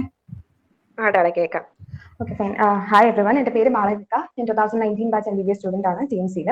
അപ്പം ഇന്ന് ഞാൻ ഡിസ്കസ് ചെയ്യാൻ പോകുന്ന ടോപ്പിക് എന്ന് പറയുന്നത് സെക്സ് ആണ്. അപ്പം സെക്സ് ആസ് വി നോ, നമുക്കറിയാം അത് മിയർലി ഒരു റീപ്രൊഡക്ഷന് വേണ്ടിയിട്ട് അല്ലെങ്കിൽ കുട്ടികളെ ഉണ്ടാക്കാൻ വേണ്ടിയിട്ട് മാത്രമുള്ള ഒരു പ്രോസസ് അല്ല. സെക്സ് എപ്പോഴും സെക്ഷൽ പ്ലഷർ എന്ന് പറയുന്ന വളരെ അമേസിംഗ് ആയിട്ടുള്ള ഒരു ഫീലിംഗ് അസോസിയേറ്റഡ് ആണ്. അപ്പം സെക്സിന് സെക്ഷൽ പ്ലഷറും റിപ്രൊഡക്ഷനും അല്ലാതെ ജനറൽ ഹെൽത്തിലും നമ്മുടെ ജനറൽ ഹെൽത്തിൽ വളരെയധികം അത് പോസിറ്റീവ്ലി റിഫ്ലക്ട് ചെയ്യുന്നതാണ് ഇപ്പോൾ സയൻസ് പറയുന്നത്. അതായത് പ്രോപ്പർ സെക്ഷലി ഹെൽത്തി ആയിട്ടുള്ള ഒരു ഇൻഡിവിജ്വലിന് ബെറ്റർ ജനറൽ ഹെൽത്ത് ഉണ്ടാകും, പ്രോപ്പർ സ്ലീപ്പ് ഉണ്ടാകും, സ്ട്രെസ് റിലാക്സേഷൻ ബെറ്റർ ആയിരിക്കും, അല്ലെങ്കിൽ better self esteem and longer life guaranteed ആണ് എന്നാണ് ഇപ്പോൾ സയൻസ് പറയുന്നത്. ഇനി സെക്സ് ടോപ്പിക്കിൽ വളരെ ഇമ്പോർട്ടന്റ് ആയിട്ട് നമ്മൾ ഡിസ്കസ് ചെയ്യേണ്ട വേറൊരു കാര്യമാണ് ഈ sexual hygiene. Sexual hygiene in detail ഇനി നെക്സ്റ്റ് പ്രസന്റർ പറയുമെങ്കിലും സെക്ഷൽ ഹൈജീൻ എന്നുകൊണ്ട് നമ്മൾ ഉദ്ദേശിക്കുന്നത് മിയർലി സെക്ഷലി ട്രാൻസ്മിറ്റഡ് ഡിസീസസിന്റെ ഒരു ആബ്സെൻസ് മാത്രമല്ല, പ്രോപ്പർ കൺസെന്റോട് കൂടിയും കമ്മ്യൂണിക്കേഷനോട് കൂടിയും സെക്സ് ചെയ്യുക എന്ന് പറയുന്നത് സെക്ഷൽ ഹെൽത്തിന്റെ ഒരു ഇമ്പോർട്ടന്റ് പാർട്ട് തന്നെയാണ്. അപ്പം സെക്ഷലി ഹെൽത്തി ആയിരിക്കുക എന്ന് പറയുന്നത് നമ്മുടെ ഫിസിക്കൽ ആൻഡ് മെന്റൽ ഹെൽത്തിൽ ഭയങ്കരമായിട്ട് റിഫ്ലക്ട് ചെയ്യുന്ന ഒരു കാര്യം കൂടിയാണ്. സെക്ഷൽ ഹെൽത്ത് എന്ന് പറയുന്നത് നിങ്ങൾക്ക് STDs ഇല്ല എങ്കിൽ നിങ്ങൾ സെക്ഷലി ഹെൽത്തി ആണ് എന്നതുകൊണ്ട് ഉദ്ദേശമില്ല. ഓഫൻ വരുന്ന ഒരു ടാബു ആണ് സെക്സ് എന്ന് പറയുന്നത് പെനട്രേറ്റീവ് അല്ലെങ്കിൽ പീനോ വജൈനൽ ആയിട്ടുള്ള സെക്സ് മാത്രമാണ്, അല്ലെങ്കിൽ അങ്ങനത്തെ സെക്ഷൽ ഇന്റർകോഴ്സിനെ മാത്രമാണ് സെക്സ് എന്ന് വിളിക്കാറ് എന്ന് പറയുന്നത് ഒരു സ്റ്റിഗ്മ തന്നെയാണ്. സെക്സ് ഓരോ ആളുകൾക്കും ഓരോന്നാണ്. അതൊരു one size fit for all അല്ല. നിങ്ങൾക്ക് എന്താണോ പ്ലഷറബിൾ ആയിട്ട് തോന്നുന്നത് അത് ചിലപ്പോൾ വേറൊരാൾക്ക് സിഗ്മ ആയിരിക്കാം, വേറൊരാൾക്ക് അത് എന്താണ് റൈറ്റ് ആയിട്ട് തോന്നണമെന്നില്ല. ഇവിടെ ഇമ്പോർട്ടന്റ് ആയിട്ടുള്ളത് എന്താണെന്ന് ചോദിച്ചു കഴിഞ്ഞാൽ, നിങ്ങൾ പ്രോപ്പർ കൺസെന്റോട് കൂടിയും കമ്മ്യൂണിക്കേഷനോട് കൂടിയും ഒരു പാർട്ട്ണറുടെ കൂടെ നിങ്ങൾക്ക് പ്രഷർ തരുന്ന ഒരു സെക്ഷൽ ആക്ടിവിറ്റിയിൽ ഇൻവോൾവ് ആവുകയാണെങ്കിൽ അവിടെ സൊസൈറ്റിയിൽ സ്റ്റിഗ്മ നിങ്ങളെ ബോധർ ചെയ്യേണ്ട കാര്യമില്ല എന്നാണ് എനിക്ക് പറയാനുള്ളത്.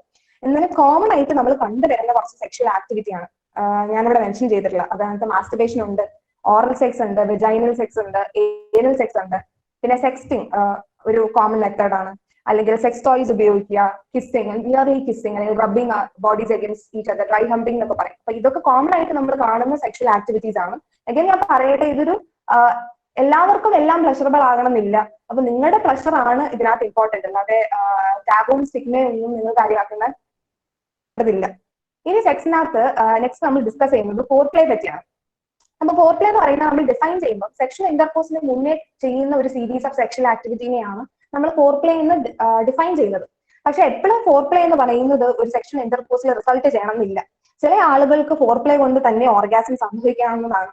അതുപോലെ തന്നെ ഫോർ പ്ലേ ചെയ്യാൻ നിങ്ങളുടെ പാർട്ട്ണർ കൺസെന്റ് തന്നു എന്നുള്ളത് കൊണ്ട് സെക്ഷൽ ഇന്റർകോഴ്സ് ചെയ്യാനുള്ള കൺസെന്റ് ആയിട്ട് അതിനെ റീഡ് ചെയ്യുകയും ചെയ്യരുത്. സെക്ഷൽ ഇന്റർകോഴ്സ് ചെയ്യുമ്പോൾ പ്രോപ്പർ ആയിട്ടുള്ള കൺസെന്റ് എടുത്തിട്ട് മാത്രമേ സെക്ഷൽ ഇന്റർകോഴ്സ് ചെയ്യാവുള്ളൂ. ഇനി ഫോർ പ്ലേയിൽ കോമൺ ആയിട്ട് കണ്ടുവരുന്ന സെക്ഷൽ ആക്ടിവിറ്റീസ് എന്നൊക്കെ പറയുന്നത് അഗൈൻ കിസ്സിങ്, കഡ്ലിങ്, അല്ലെങ്കിൽ ടച്ചിങ്, സെൻഷ്വൽ മസാജസ് കൊടുക്കുക. അതും ഓരോരോ ആളുകൾ അനുസരിച്ച്, ഓരോരോ ആളുകളുടെ പ്രഷർ അനുസരിച്ച് അത് ഡിഫർ ചെയ്യും. അപ്പൊ ഫോർ പ്ലേ പ്രഷറബിൾ ആക്കാൻ വേണ്ടിയിട്ട് ഏറ്റവും ഇമ്പോർട്ടന്റ് ആയിട്ട് നിങ്ങളുടെ മനസ്സിൽ ഇരിക്കേണ്ട കാര്യം വെച്ചാൽ കമ്മ്യൂണിക്കേഷൻ ആണ്. ബിക്കോസ് ഓരോ ആളുകൾക്കും പ്രഷറബിൾ ആയിട്ടുള്ള അല്ലെങ്കിൽ സെക്ഷലി അവരെ സ്റ്റിമുലേറ്റ് ചെയ്യുന്ന കാര്യങ്ങൾ ഡിഫറെന്റ് ആയിരിക്കും. അപ്പൊ നമ്മൾ എനിക്ക് എന്താണോ വേണ്ടതെന്ന് എന്റെ പാർട്ട്ണർ അറിഞ്ഞ് ചെയ്യണം എന്ന് വിചാരിച്ചിരിക്കുന്നത് ഇറസ്പോൺസിബിൾ ആണ്. പ്രോപ്പർ ആയിട്ട് പാർട്ട്ണറിനോട് ഇന്ന കാര്യങ്ങളൊക്കെയാണ് ഞാൻ എക്സ്പെക്ട് ചെയ്യുന്നത്, ഇന്ന കാര്യങ്ങളൊക്കെ ആണ് എന്നെ സെക്ഷലി സ്റ്റിമുലേറ്റ് ചെയ്യുന്നത് എന്നുള്ളത് പ്രോപ്പർ ആയിട്ട് പാർട്ട്ണറിനോട് കൂടെ കമ്മ്യൂണിക്കേറ്റ് ചെയ്തിട്ട് ഫോർ പ്ലേയിലേക്ക് കടക്കുന്നതാണ് ഏറ്റവും കൂടുതൽ പ്ലഷറബിൾ ആയിട്ട് ഉള്ളൊരു എക്സ്പീരിയൻസ് പ്രൊവൈഡ് ചെയ്യാൻ ഏറ്റവും നല്ലത്. ഇനി എന്തൊരു ഫോർ പ്ലേ ചെയ്യണം, ഡയറക്ട്ലി സെക്ഷൽ ഇന്റർകോഴ്സ് ചെയ്താൽ പോരെ എന്നുള്ള ചോദ്യം പലപ്പോഴും വരാറുണ്ട്. ഫോർ പ്ലേ എന്ന് പറയുന്നത് specially when it comes to people with vagina, sexual intercourse കൊണ്ട് മാത്രം അവർക്ക് ഓർഗാസം സംഭവിക്കണം എന്നില്ല. അപ്പൊ ഫോർ പ്ലേയും കൂടി ഉള്ളപ്പോൾ അത് ഓർഗാസത്തിന്റെ ചാൻസസ് ഭയങ്കരമായിട്ട് കൂട്ടും. അപ്പം സെക്സ് കുറച്ചും കൂടി പ്ലഷറബിൾ ആക്കാൻ വേണ്ടിയിട്ട് ഫോർ പ്ലേ ഹെൽപ്പ് ചെയ്യും. രണ്ടാമത്തെ കാര്യം, ഈ ഏറ്റവും കൂടുതൽ നമ്മൾ കേൾക്കുന്ന കാര്യമാണ് പെയിൻ ഡ്യൂറിങ് സെക്സ് എന്ന് പറയുന്നത്. പെയിൻ ഡ്യൂറിങ് സെക്സ് ഡീറ്റെയിൽ ഞാൻ സംസാരിക്കുമെങ്കിലും അതിന്റെ ഒരു ഇമ്പോർട്ടന്റ് റീസൺ ഫോർ പ്ലേ ഇല്ലാത്തതാണ്.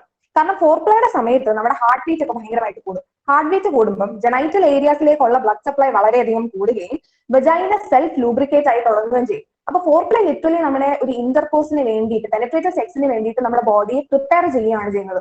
അപ്പൊ പെയിൻ ഡ്യൂറിങ് സെക്സ് ഇല്ലാതാക്കാനുള്ള ഒരു ഇമ്പോർട്ടന്റ് മെത്തേഡ് എന്ന് പറയുന്നത് പ്രോപ്പർ ആയിട്ട് ഫോർ പ്ലേയിൽ ഇൻവോൾവ് ആകുക എന്നാണ്. ഇന്നത്തെ സ്ത്രീകൾ പലർക്കും സെക്സ് പെയിൻഫുൾ ആകാനുള്ള ഒരു ഇമ്പോർട്ടന്റ് റീസൺ ഫോർ പ്ലേ ഇല്ലാത്തത് കൊണ്ടാണ്.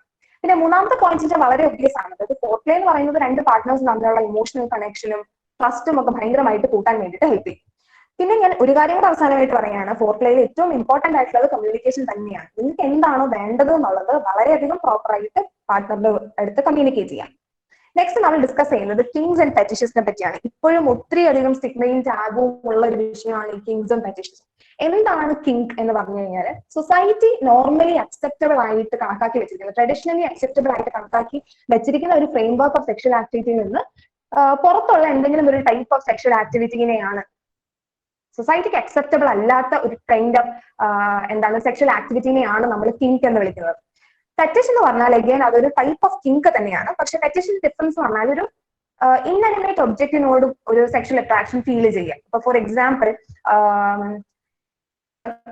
ഹൈൽസ് കാണുമ്പോൾ സെക്ഷലി അറൗസ്ഡ് ആവുക, അങ്ങനത്തെ ഇൻആനിമേറ്റ് ഒബ്ജക്ട്സിനോട് സെക്ഷൽ അട്രാക്ഷൻ ഉണ്ടാവുന്നതിനെയാണ് നമ്മൾ ഫെറ്റിഷസ് എന്ന് പറയുന്നത്. ഈവൻ ദോ ഇൻആനിമേറ്റ് എന്ന് പറയുമ്പോഴും പല ബോഡി ഓർഗൻസിലും ബോഡി പാർട്സിനും ഈ ഫെറ്റിഷസ് ലിങ്ക്ഡ് ആണ്. ഫോർ എക്സാമ്പിൾ നമ്മൾ ഏറ്റവും കോമൺ ആയിട്ട് പറയുന്നത് ഈ ഫീറ്റ് ഫെറ്റിഷ് അല്ലെങ്കിൽ ഹാൻഡ് ഫെറ്റിഷ് ഒക്കെ നമ്മൾ പറയാറുണ്ട്. അതുപോലെ ഹെയർ ഫെറ്റിഷ് ഒക്കെ ഉണ്ട്. അപ്പം നോർമലി ഇൻആനിമേറ്റ് ഒബ്ജക്ട്സിന്റെ അടുത്തേക്കുള്ള ഒരു സെക്ഷൽ അട്രാക്ഷനെയാണ് നമ്മൾ ഫെറ്റിഷ് എന്ന് പറയുമ്പോഴും അവിടെ ബോഡി ഓർഗൻസ് ലിങ്ക്ഡ് ആണ്.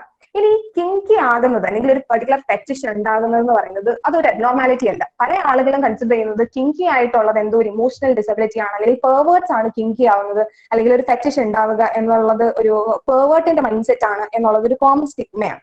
അങ്ങനെ ഒന്നും സയൻസ് പറയുന്നില്ല. അതൊക്കെ ഫാക്ച്വലി റോങ് ആണ്. ഇപ്പം ഈവൻ ഇപ്പൊ ഒരു ഡോമിനന്റ് സബ്മിസീവ് റിലേഷൻഷിപ്പ് ഇൻവോൾവ് ആയിരിക്കുന്ന ആളുകൾ അവരുടെ ലൈഫിൽ എന്താണ് സെക്ഷൽ റിലേഷൻഷിപ്പിൽ ഡോമിനന്റ് ആയിട്ടുള്ള ഒരാള് അവരുടെ ലൈഫിലും ഡോമിനന്റ് ആകണം എന്നൊന്നുമില്ല. സോ ഇതൊക്കെ പേഴ്സണൽ ആയിട്ടുള്ള കാര്യങ്ങളാണ്. നിങ്ങളുടെ സെക്സ് ലൈഫിൽ എന്താണോ പ്ലഷറബിൾ അത് നിങ്ങളുടെ പാർട്ട്ണറിന്റെ കൺസെന്റോട് കൂടി ചെയ്യുക എന്നുള്ളത് മാത്രമേ അവിടെ ഇമ്പോർട്ടന്റ് ആയിട്ടുള്ളൂ. അല്ലാതെ അതൊരു ഇമോഷണൽ ഡിസബിലിറ്റി ആയിട്ട് കൺസിഡർ ചെയ്യേണ്ട കാര്യമില്ല. ഇനി ഈ ഫെറ്റിഷസ് ഇതൊക്കെ പറയുമ്പോഴും ചില കണ്ടീഷനിൽ ഈ ഫെറ്റിഷസ് നമ്മളെ പേഴ്സണലി ആൻഡ് പ്രൊഫഷണലി ഭയങ്കരമായിട്ട് അഫക്ട് ചെയ്യുന്ന ഒരു സിറ്റുവേഷനിലേക്ക് പോകാം. ഇപ്പൊ നമ്മൾ മാസ്റ്റർബേഷൻ ഹെൽത്തി ആണെന്ന് പറഞ്ഞാലും മാസ്റ്റർബേഷന്റെ അഡിക്ഷൻ എന്ന് പറയുന്ന ഒരു ഇഷ്യൂ ഉണ്ട്. അതുപോലെ തന്നെയാണ് ഈ ഫെറ്റിഷസ് നോർമൽ ആണ്. അതൊരു ഡിസബിലിറ്റി, ഒരു ഇമോഷണൽ ഡിസബിലിറ്റി, ഒരു അല്ലെങ്കിൽ നിങ്ങളൊരു പേർവർട്ട് ആയതുകൊണ്ടല്ല നിങ്ങൾക്ക് ഫെറ്റിഷ് വരുന്നത്. പക്ഷെ അറ്റ് ദ സെയിം ടൈം അത് നിങ്ങളെ ഭയങ്കരമായിട്ട് പ്രൊഫഷണലി ആൻഡ് പേഴ്സണലി അഫക്ട് ചെയ്ത് തുടങ്ങുകയാണെങ്കിൽ നിങ്ങൾ സെക്സ് തെറപ്പി പോലെ പ്രൊഫഷണൽ ഹെൽപ്പ്, ഒരു സെക്സോളജിസ്റ്റിനെയോ അല്ലെങ്കിൽ ഒരു സൈക്യാട്രിസ്റ്റിനെയോ ഒക്കെ പ്രൊഫഷണൽ ഹെൽപ്പ് എടുക്കേണ്ടതായിട്ട് വരും. ഇനി കോമൺ ആയിട്ട് നമ്മൾ കാണുന്ന കുറച്ച് തിങ്സിനെ പറ്റി ഞാൻ സംസാരിക്കാം. ആദ്യം നമ്മൾ ഏറ്റവും കോമൺ ആയിട്ട് കേൾക്കുന്ന ഒരു സാധനമാണ് ഈ BDS എന്ന് പറയുന്നത്. ഈവൻ ദോ 4 ലെറ്റർ അതിലുള്ളെങ്കിലും ഡിഫറെന്റ് കോമ്പിനേഷൻസിൽ അത് പറയാറുണ്ട്. ആദ്യം നമ്മൾ സംസാരിക്കുന്നത് ബോണ്ടേജ് ആൻഡ് ഡിസിപ്ലിനെ പറ്റിയാണ്.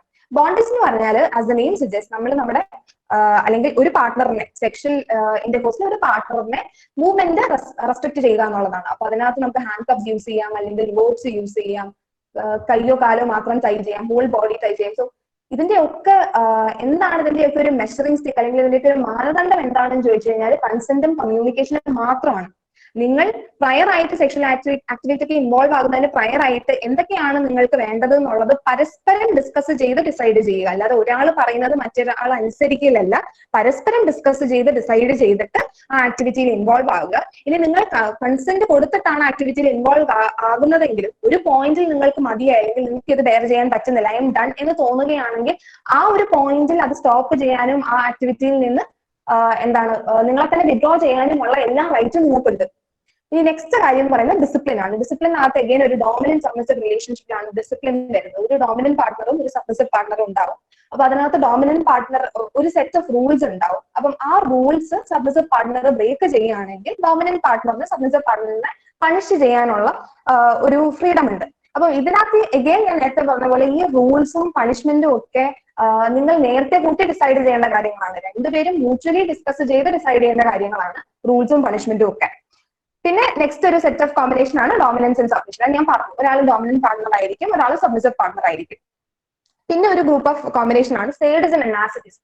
സേഡിസം എന്ന് പറയുന്നത് എന്താണ്, ആക്ട് ഓഫ് ഇൻഫ്ലിക്റ്റിംഗ് പെയിൻ. ഒരാൾക്ക് പെയിൻ കൊടുക്കുന്നതിൽ നിന്ന് പ്ലഷർ കണ്ടെത്തുന്നതിനെ സേഡിസ്റ്റ് എന്നും അല്ലെങ്കിൽ ആ പാർട്ണറിനെ സേഡിസ്റ്റ് എന്നും, പെയിൻ എന്താണ് പെയിൻ എക്സ്പീരിയൻസ് ചെയ്യുന്നതിൽ നിന്ന് പ്രഷർ കിട്ടുന്ന ഒരാളെ മാസോച്ചിസ്റ്റ് എന്നുമാണ് വിളിക്കുന്നത്. അതാണ് സേഡിസം മാസോച്ചിസം കോമ്പിനേഷൻ.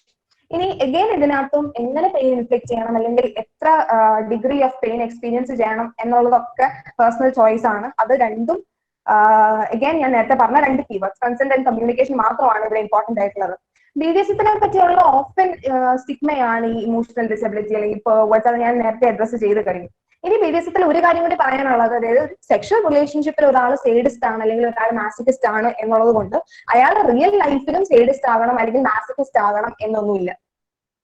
പിന്നെ BDSത്തിനകത്ത് നമ്മൾ പലപ്പോഴും ഒരു സേഫ് വേർഡ് യൂസ് ചെയ്യാൻ അഡ്വൈസ് ചെയ്യാറുണ്ട്. സേഫ് വേർഡ് യൂസ് ചെയ്യാൻ അഡ്വൈസ് ചെയ്യുന്നത്, ഇപ്പൊ സേഫ് വേർഡ് എന്ന് പറഞ്ഞാൽ ഒരു റാൻഡം ആയിട്ടുള്ള എന്തെങ്കിലും ഒരു വാക്കായിരിക്കും. അതായത് സെക്സ് ആയിട്ട് യാതൊരുവിധ ബന്ധവും ഇല്ലാത്ത എന്തെങ്കിലും ഒരു റാൻഡം വേർഡ് ആയിരിക്കും. അപ്പം ഡോമിനന്റ് പാർട്ട്ണർ സബ്മിസീവ് പാർട്ട്ണറിനെ എന്തെങ്കിലും ചെയ്യുമ്പോൾ ഈ സബ്മിസീവ് പാർട്ട്ണറിന് അത് വേറെ ചെയ്യാൻ പറ്റാത്ത പോലെ അല്ലെങ്കിൽ അത് താല്പര്യമില്ല, വേറെ ചെയ്യണം എന്നുള്ളതല്ല.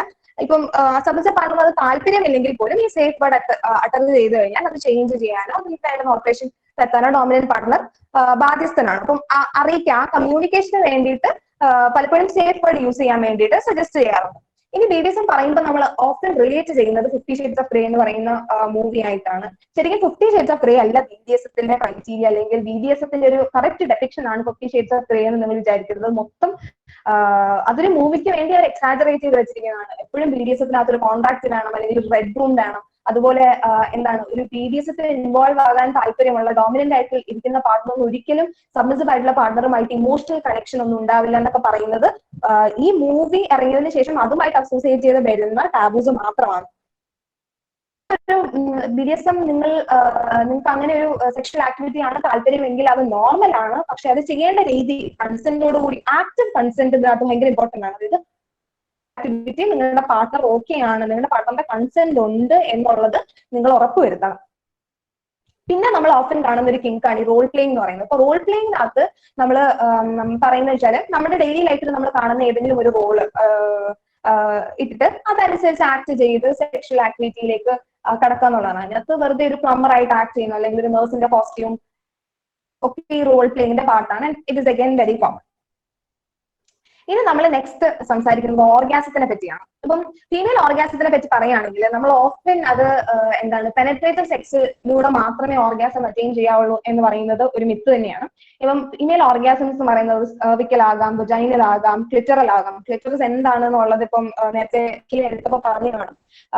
ക്ലിറ്ററൽ ആകാം. അതുപോലെ തന്നെ ജനൈറ്റൽ ഏരിയാസ് ഒന്നും യൂസ് ചെയ്യാതെ ഇപ്പം ഏനൽ സ്റ്റിമുലേഷൻ കൊണ്ടോ നിപ്പിൾ സ്റ്റിമുലേഷൻ കൊണ്ടോ ബാക്കി ഇറോജീനിയസ് ഏരിയാസ് എന്ന് പറയുന്നത് ഓരോ ആളുകൾക്കും ഓരോരോ ഏരിയാസ് ആയിരിക്കും അവർക്ക് കൂടുതൽ സ്റ്റിമുലേഷൻ ഉണ്ടാകുന്നത്. കോമൺ ആയിട്ട് പറയുകയാണെങ്കിൽ നമ്മുടെ neck, back of the year, naval area ഒക്കെ ഭയങ്കരമായിട്ട് സെക്ഷലി സ്റ്റിമുലേഷൻ ഉണ്ടാകുന്ന സ്ഥലങ്ങളാണ്. അപ്പൊ അങ്ങനത്തെ സ്ഥലങ്ങളുടെ ഒക്കെ സ്റ്റിമുലേഷൻ വഴിയിട്ടും ഓർഗാസംസ് ഉണ്ടാകാം. അപ്പൊ പെനട്രേറ്റീവ് സെക്സ് കൊണ്ട് മാത്രം ഓർഗാസം ഉണ്ടാകും എന്ന് പറയുന്നതും എന്താ ജനൈറ്റൽ ഏരിയാസ് ആയിട്ട് മാത്രമേ ഓർഗാസംസ് അസോസിയേറ്റഡ് ആയിട്ടുള്ളൂ എന്ന് പറയുന്നത് രണ്ട് കോമൺ മിത്സ് ആണ്.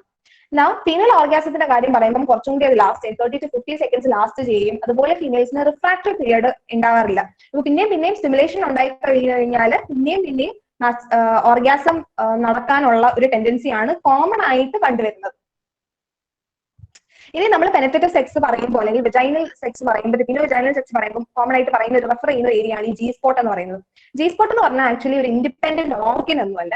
നമ്മൾ ഈ നേരത്തെ അഖില പറഞ്ഞപ്പം ക്ലിറ്ററസിനകത്ത് ഒരു ഒത്തിരി ആയിരം നെർവ് പ്ലെക്സസ് ഉണ്ട് എന്ന് പറഞ്ഞു. ആ നെർവ് പ്ലെക്സസിന്റെ പാർട്ടാണ് ഈ ജി സ്പോട്ട് എന്ന് പറയുന്നത്. ഇപ്പൊ നിങ്ങൾക്ക് ഈ ഫിഗറിൽ കാണാൻ പറ്റുമായിരിക്കും ജി സ്പോട്ട് ഫിംഗർ ചെയ്ത് ഫൈൻഡ് ചെയ്യുന്നത്. അപ്പം ജി സ്പോട്ടിന്റെ സ്റ്റിമുലേഷൻ വരുമ്പം കുറച്ചുകൂടി ഡീപ്പ് ആയിട്ടുള്ള കുറച്ചും കൂടെ വെറ്റിയർ ആയിട്ടുള്ള ഓർഗാസംസിന് അത് റീസൺ ആകും എന്നുള്ളതാണ് സയൻസ് പറയുന്നത്. ഇനി ജി സ്പോട്ട് എങ്ങനെ കണ്ടുപിടിക്കാന്ന് പറഞ്ഞു കഴിഞ്ഞാൽ വജൈനയിലേക്ക് ഫിംഗർ ഇൻസേർട്ട് ചെയ്തിട്ട് നമ്മൾ വജൈനയുടെ ഫ്രണ്ട് വാളിൽ അതായത് മുൻവശത്ത് ഒരാളെ വിളിക്കുന്ന രീതിയിൽ നമ്മൾ നമ്മുടെ ഫിംഗേഴ്സ് ഒരു കോളിംഗ് പൊസിഷൻ എന്നാണ് നമ്മൾ കോളിംഗ് മൂവ്മെന്റ്സ് എന്നാണ് നമ്മൾ പറയുന്നത്. ഒരാളെ നമ്മൾ നമ്മുടെ അടുത്തേക്ക് വിളിക്കുന്ന രീതിയിൽ നമ്മുടെ ആ രണ്ട് ഫിംഗേഴ്സ് മൂവ് ചെയ്യുമ്പോൾ ഏതെങ്കിലും ഒരു പെർട്ടിക്കുലർ പോയിന്റിൽ നമുക്ക് കൂടുതൽ സ്റ്റിമുലേഷൻ കിട്ടുവാണെങ്കിൽ ആ ഒരു പെർട്ടിക്കുലർ പോയിന്റിനെയാണ് നമ്മൾ ജി സോൺ എന്ന് പറയുന്നത്. അപ്പൊ അതിനെ പിന്നെയും സ്റ്റിമുലേറ്റ് ചെയ്യുമ്പോൾ കുറച്ചും കൂടി ഡീപ്പ് ആയിട്ടുള്ള ഒരു ഓർഗാസം ഉണ്ടാകും. ഒന്നുകൂടി ഞാൻ പറയും, നമ്മൾ വെജൈനയിലേക്ക് ഫിംഗേഴ്സ് ഇൻസേർട്ട് ചെയ്തിട്ട് വെജൈനയുടെ ഫ്രണ്ട് വാളിൽ ഒരു കോളിംഗ് പൊസിഷനിൽ നമ്മുടെ ഫിംഗർ മൂവ് ചെയ്യുമ്പോൾ ഏതെങ്കിലും ഒരു പോയിന്റിൽ കൂടുതൽ സ്റ്റിമുലേഷൻ വരുമ്പോൾ ആ മാക്സിമം സ്റ്റിമുലേഷൻ ഉള്ള പോയിന്റിനെയാണ് ജി സ്പോട്ട് എന്ന് പറയുന്നത്.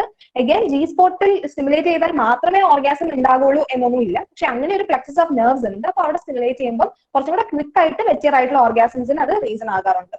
ഇനി നെക്സ്റ്റ് കാര്യം എന്ന് പറയുന്നത് ഫീമെയിൽ ഇജാക്കുലേഷൻ ആണ്. ഫീമെയിൽ ഇജാക്കുലേഷൻ എന്ന് പറയുമ്പോൾ ഇജാക്കുലേഷൻ ആസ് വി നോ യൂറേത്രയിൽ നിന്ന് ഒരു എമൗണ്ട് ഓഫ് ഫ്ലൂയിഡ് എക്സ്പെൽ ചെയ്ത് കളയുന്നതിനെയാണ് നമ്മൾ ഇജാക്കുലേഷൻ എന്ന് പറയുന്നത്. ഇനി യൂഷ്വലി ഓർഗാസത്തിന്റെ സമയത്ത് ക്ലൈമാക്സിന്റെ സമയത്തൊക്കെയാണ് ഇജാക്കുലേഷൻ ഉണ്ടാവാറ്. ഇപ്പൊ സ്റ്റഡീസ് പറയുന്ന about 50% ഓഫ് വിമൻ അറ്റ്ലീസ്റ്റ് ഒരിക്കലെങ്കിലും ഇജാക്കുലേറ്റ് ചെയ്യും എന്നൊക്കെയാണ്. പക്ഷെ എന്നാലും നിങ്ങൾക്ക് ഓർഗാസം ഉണ്ടാകുമ്പോൾ അല്ലെങ്കിൽ ക്ലൈമാക്സ് ചെയ്യുമ്പോൾ ഇജാക്കുലേറ്റ് ചെയ്യണം എന്ന് നിർബന്ധമില്ല.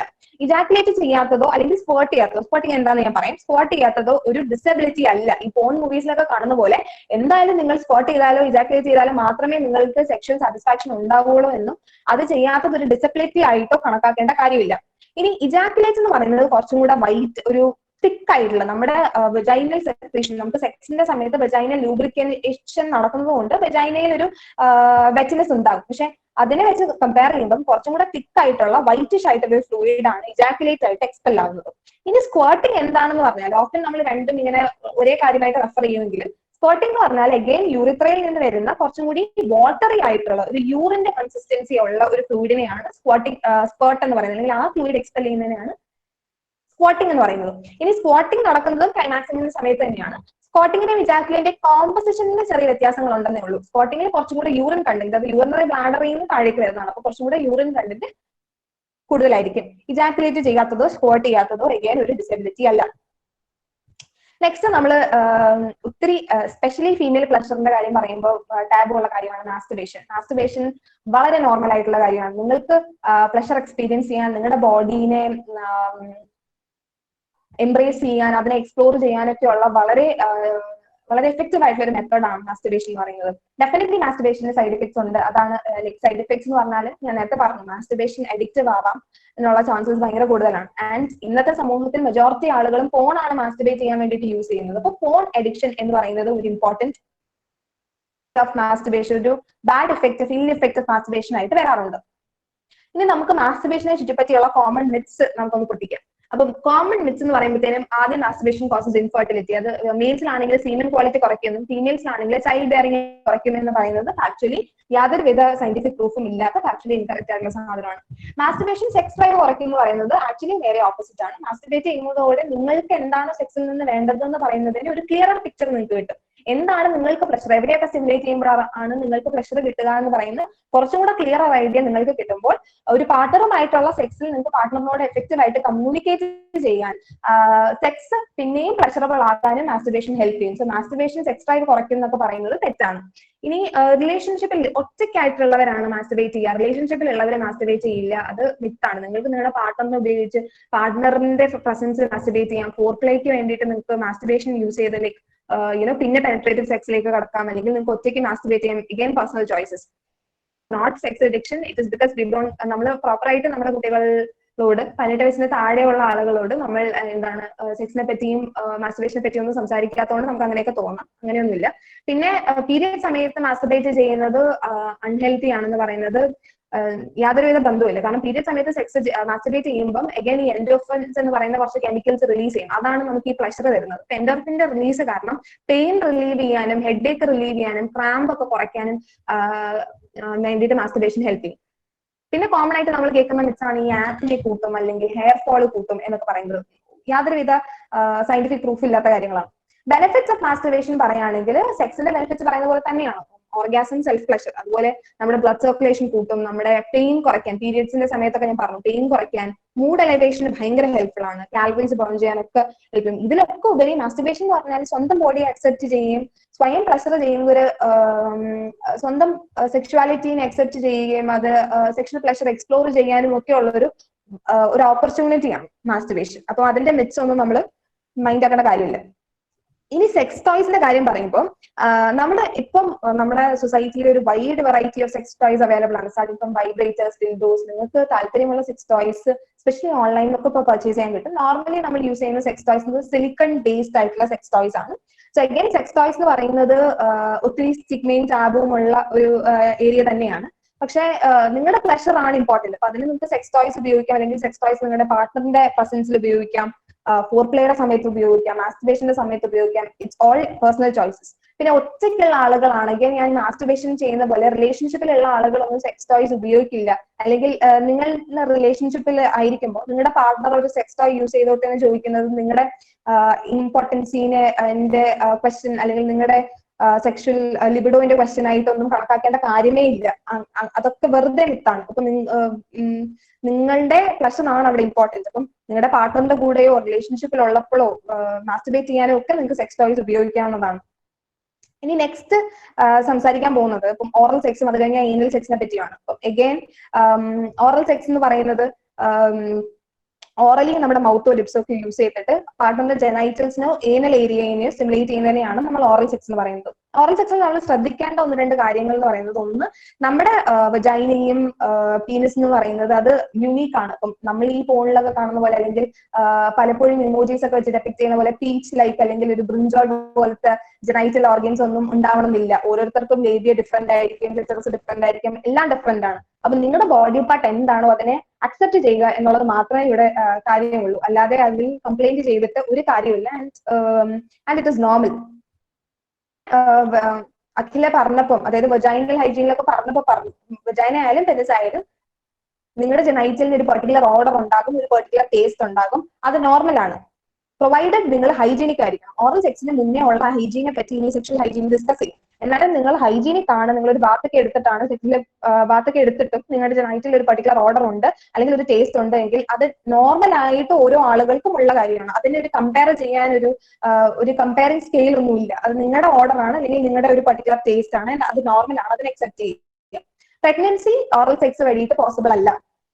പക്ഷേ sexually transmitted diseases orally spread ചെയ്യാനുള്ള ചാൻസ് ഭയങ്കര കൂടുതലാണ്. അതുകൊണ്ട് പ്രോപ്പർ പ്രൊട്ടക്ഷൻ ഉപയോഗിച്ച് ഫ്ലേവേർഡ് കോണ്ടംസോ അഗൈൻ അത് സെക്ഷൽ ഹെൽത്തിൽ പറയും. അപ്പം STIs വരാതിരിക്കാൻ പ്രോപ്പർ പ്രൊട്ടക്ഷൻ യൂസ് ചെയ്തിട്ട് വേണം ഓറൽ സെക്സിൽ ഇൻവോൾവ് ആകാൻ. പിന്നെ ഉള്ളത് ഏനൽ സെക്സ്. ഈ ഓറലും ഏനൽ സെക്സും ഒരു കാര്യം പറഞ്ഞോട്ടെ, ഇപ്പം ഹോമോസെക്ഷൽസ് മാത്രമാണ് ഓറൽ ഏനൽ സെക്സ് ചെയ്യുന്നത് എന്ന് അങ്ങനെയൊന്നുമില്ല. നിങ്ങളുടെ സെക്ഷുവാലിറ്റി എന്താണെങ്കിലും നിങ്ങളുടെ പാർട്ട്ണറിന്റെ കൺസെന്റോട് കൂടി നിങ്ങൾക്ക് ഈ സെക്സിൽ ഇൻവോൾവ് ചെയ്യാം. അതിൽ യാതൊരുവിധ ബുദ്ധിമുട്ടുമില്ല. ആൻഡ് പ്രോപ്പർ പ്രൊട്ടക്ഷൻ ഉപയോഗിച്ച് നിങ്ങൾക്ക് ഈ സെക്സിൽ ഇൻവോൾവ് ചെയ്യാം. ഏനൽ സെക്സ് എന്ന് പറയുന്നത് നിങ്ങളുടെ ഏനസിനെ പീനസ് ഉപയോഗിച്ചോ അല്ലെങ്കിൽ സെക്സ് ടോയ് ഉപയോഗിച്ചോ ഫിംഗർ ഉപയോഗിച്ചോ ഒക്കെ സ്റ്റിമുലേറ്റ് ചെയ്യുന്നതിനെയാണ് നമ്മൾ ഏനൽ സെക്സ് എന്ന് പറയുന്നത്. ഏനൽ സെക്സിൽ ശ്രദ്ധിക്കേണ്ട 1-2 കാര്യങ്ങൾ വെച്ചാൽ, വജൈന നമ്മൾ പറഞ്ഞു വജൈന സെൽഫ് ലൂബ്രിക്കേറ്റിംഗ് ആണ്, സെൽഫ് ലൂബ്രിക്കേറ്റിംഗ് അല്ല. അപ്പൊ ഏനസിനകത്ത് ലൂബ്രിക്കേഷൻ എന്ന് പറയുന്നതില്ല. അപ്പം ഏനൽ സെക്സ് ചെയ്യുമ്പോൾ കമ്പൽസറി ആയിട്ട് ഒരു ലൂബ്രിക്കന്റ് ഉപയോഗിച്ചിരിക്കണം. നോർമലി നമ്മൾ സജസ്റ്റ് ചെയ്യുന്നത് വാട്ടർ ബേസ്ഡ് ആയിട്ടുള്ള ഏനൽ സെക്സ് ലൂബ്രിക്കൻസ് സെപ്പറേറ്റ് ആയിട്ട് നമുക്ക് അവൈലബിൾ ആണ്. സോ വാട്ടർ ബേസ്ഡ് ആയിട്ടുള്ള ഏനൽ ലൂബ്രിക്കൻസ് യൂസ് ചെയ്യുക. അല്ലെങ്കിൽ ഏനൽ ടിഷ്യൂസിൽ ടയർ ഉണ്ടാവുകയും ഏനൽ സെക്സ് ഭയങ്കര പെയിൻഫുൾ ആവുകയും ഒരു നൈറ്റ്മെയർ ആയി മാറാനും സാധ്യതയുണ്ട്. അപ്പൊ പ്രോപ്പർ ലൂബ്രിക്കന്റ് ഉപയോഗിച്ചിട്ട് മാത്രമേ ഏനൽ സെക്സിൽ ഇൻവോൾവ് ചെയ്യാം. ഏനൽ ടിഷ്യൂസ് കുറച്ചും കൂടി സോഫ്റ്റ് ആണ് ഇൻസൈഡ് ഏനസ്. ഇപ്പൊ നമ്മുടെ പുറത്ത് നമ്മുടെ ഏനസിന് പുറത്തുള്ള ടിഷ്യൂസിനെ വെച്ച് നോക്കുമ്പോൾ ഇൻസൈഡ് ഏനസിലുള്ള ടിഷ്യൂസ് ഭയങ്കര ടയർ വരാനുള്ള കണ്ടീഷൻസും ബാക്ടീരിയൽ ഇൻഫെക്ഷൻസ് വരാനുള്ള സിറ്റുവേഷൻസും ഒക്കെ ഭയങ്കര കൂടുതലാണ്. പിന്നെ ഉള്ള ഒരു കാര്യം, ഏനസ് വളരെയധികം ബാക്ടീരിയ ലോഡ് ചെയ്യുന്ന ഒരു ഏരിയ ആണ്. അപ്പം ഏനസ് പെനട്രേറ്റ് ചെയ്തിട്ട് പിന്നെ അതേ കോണ്ടം ഉപയോഗിച്ച് അല്ലെങ്കിൽ കോണ്ടം ചേഞ്ച് ചെയ്യാതെ വെജൈന പെനട്രേറ്റ് ചെയ്യുകയോ അല്ലെങ്കിൽ ഓറൽ സെക്സ് ഇൻവോൾവ് ചെയ്യുകയോ ചെയ്യരുത്. അത് ഭയങ്കര അൺഹെൽത്തിയാണ്. ഏനസിലുള്ള ബാക്ടീരിയ നമ്മൾ അവിടെ നിന്നെടുത്ത് വെജൈനയിലേക്ക് ഇൻസേർട്ട് ചെയ്യുന്നതിന് ഇക്വലന്റ് ആണ്. അപ്പൊ വെജൈനൽ ഇൻഫെക്ഷൻസ് കൂടാനുള്ള ചാൻസസ് ഭയങ്കര കൂടുതലാണ്. അപ്പൊ നിങ്ങൾ പ്രൊട്ടക്ഷൻ ഉപയോഗിക്കുകയാണെങ്കിൽ ഏനൽ പെനട്രേഷന് ശേഷം കോണ്ടം ചേഞ്ച് ചെയ്യാം. ഓറൽ സെക്സിന്റെ സമയത്താണ് എങ്കിലും ഏനസ് ഓറലി സ്റ്റിമുലേറ്റ് ചെയ്തിട്ട് പിന്നെ വെജൈന സ്റ്റിമുലേറ്റ് ചെയ്യാൻ അല്ലെങ്കിൽ പോകരുത്. ചാൻസസ് ഓഫ് ഇൻഫെക്ഷൻസ് ഭയങ്കര അധികമായിട്ട് കൂടും. ഇനി ഹെറ്ററോസെക്ഷൽ കപ്പിൾസിന്റെ കാര്യം പറയുകയാണെങ്കിൽ ഏനൽ സെക്സ് കൊണ്ട് പ്രഗ്നൻസി ഉണ്ടാവില്ല. ഏനൽ സെക്സ് കൊണ്ട് പ്രഗ്നൻസി പോസിബിൾ അല്ല. പക്ഷെ നിങ്ങൾ ഇജാക്കുലേറ്റ് ചെയ്യുമ്പോൾ, അത് ഏനൽ സെക്സ് എന്നല്ല ഏതൊരു സെക്സ് ആയാലും ഇജാക്കുലേറ്റ് ചെയ്യുമ്പോൾ വെജൈനയിലേക്ക് പെനട്രേറ്റ് ചെയ്യാതെ വെജൈനൽ റിമ്മിൽ, അതായത് വെജൈനൽ ഓപ്പണിങ്ങിന്റെ ആ ഒരു ഓപ്പണിങ്ങിന്റെ ചുറ്റും ഇജാക്കുലേറ്റ് ചെയ്യണം, അല്ലെങ്കിൽ അവിടെ സീമൻ ഡെപ്പോസിറ്റ് ആവുകയാണെങ്കിലും പ്രഗ്നൻസിക്കുള്ള ഒരു വളരെ സ്ലൈറ്റ് ഒരു പ്രോബബിലിറ്റി ഉണ്ട്. ആ പ്രോബബിലിറ്റി 0 അല്ല, അങ്ങനെ ഒരു ചാൻസ് ഉണ്ട്. യൂഷ്വലി പെനട്രേറ്റീവ് സെക്സിലൂടെയാണ് പ്രഗ്നൻസിക്കുള്ള ചാൻസ് കൂടുതൽ.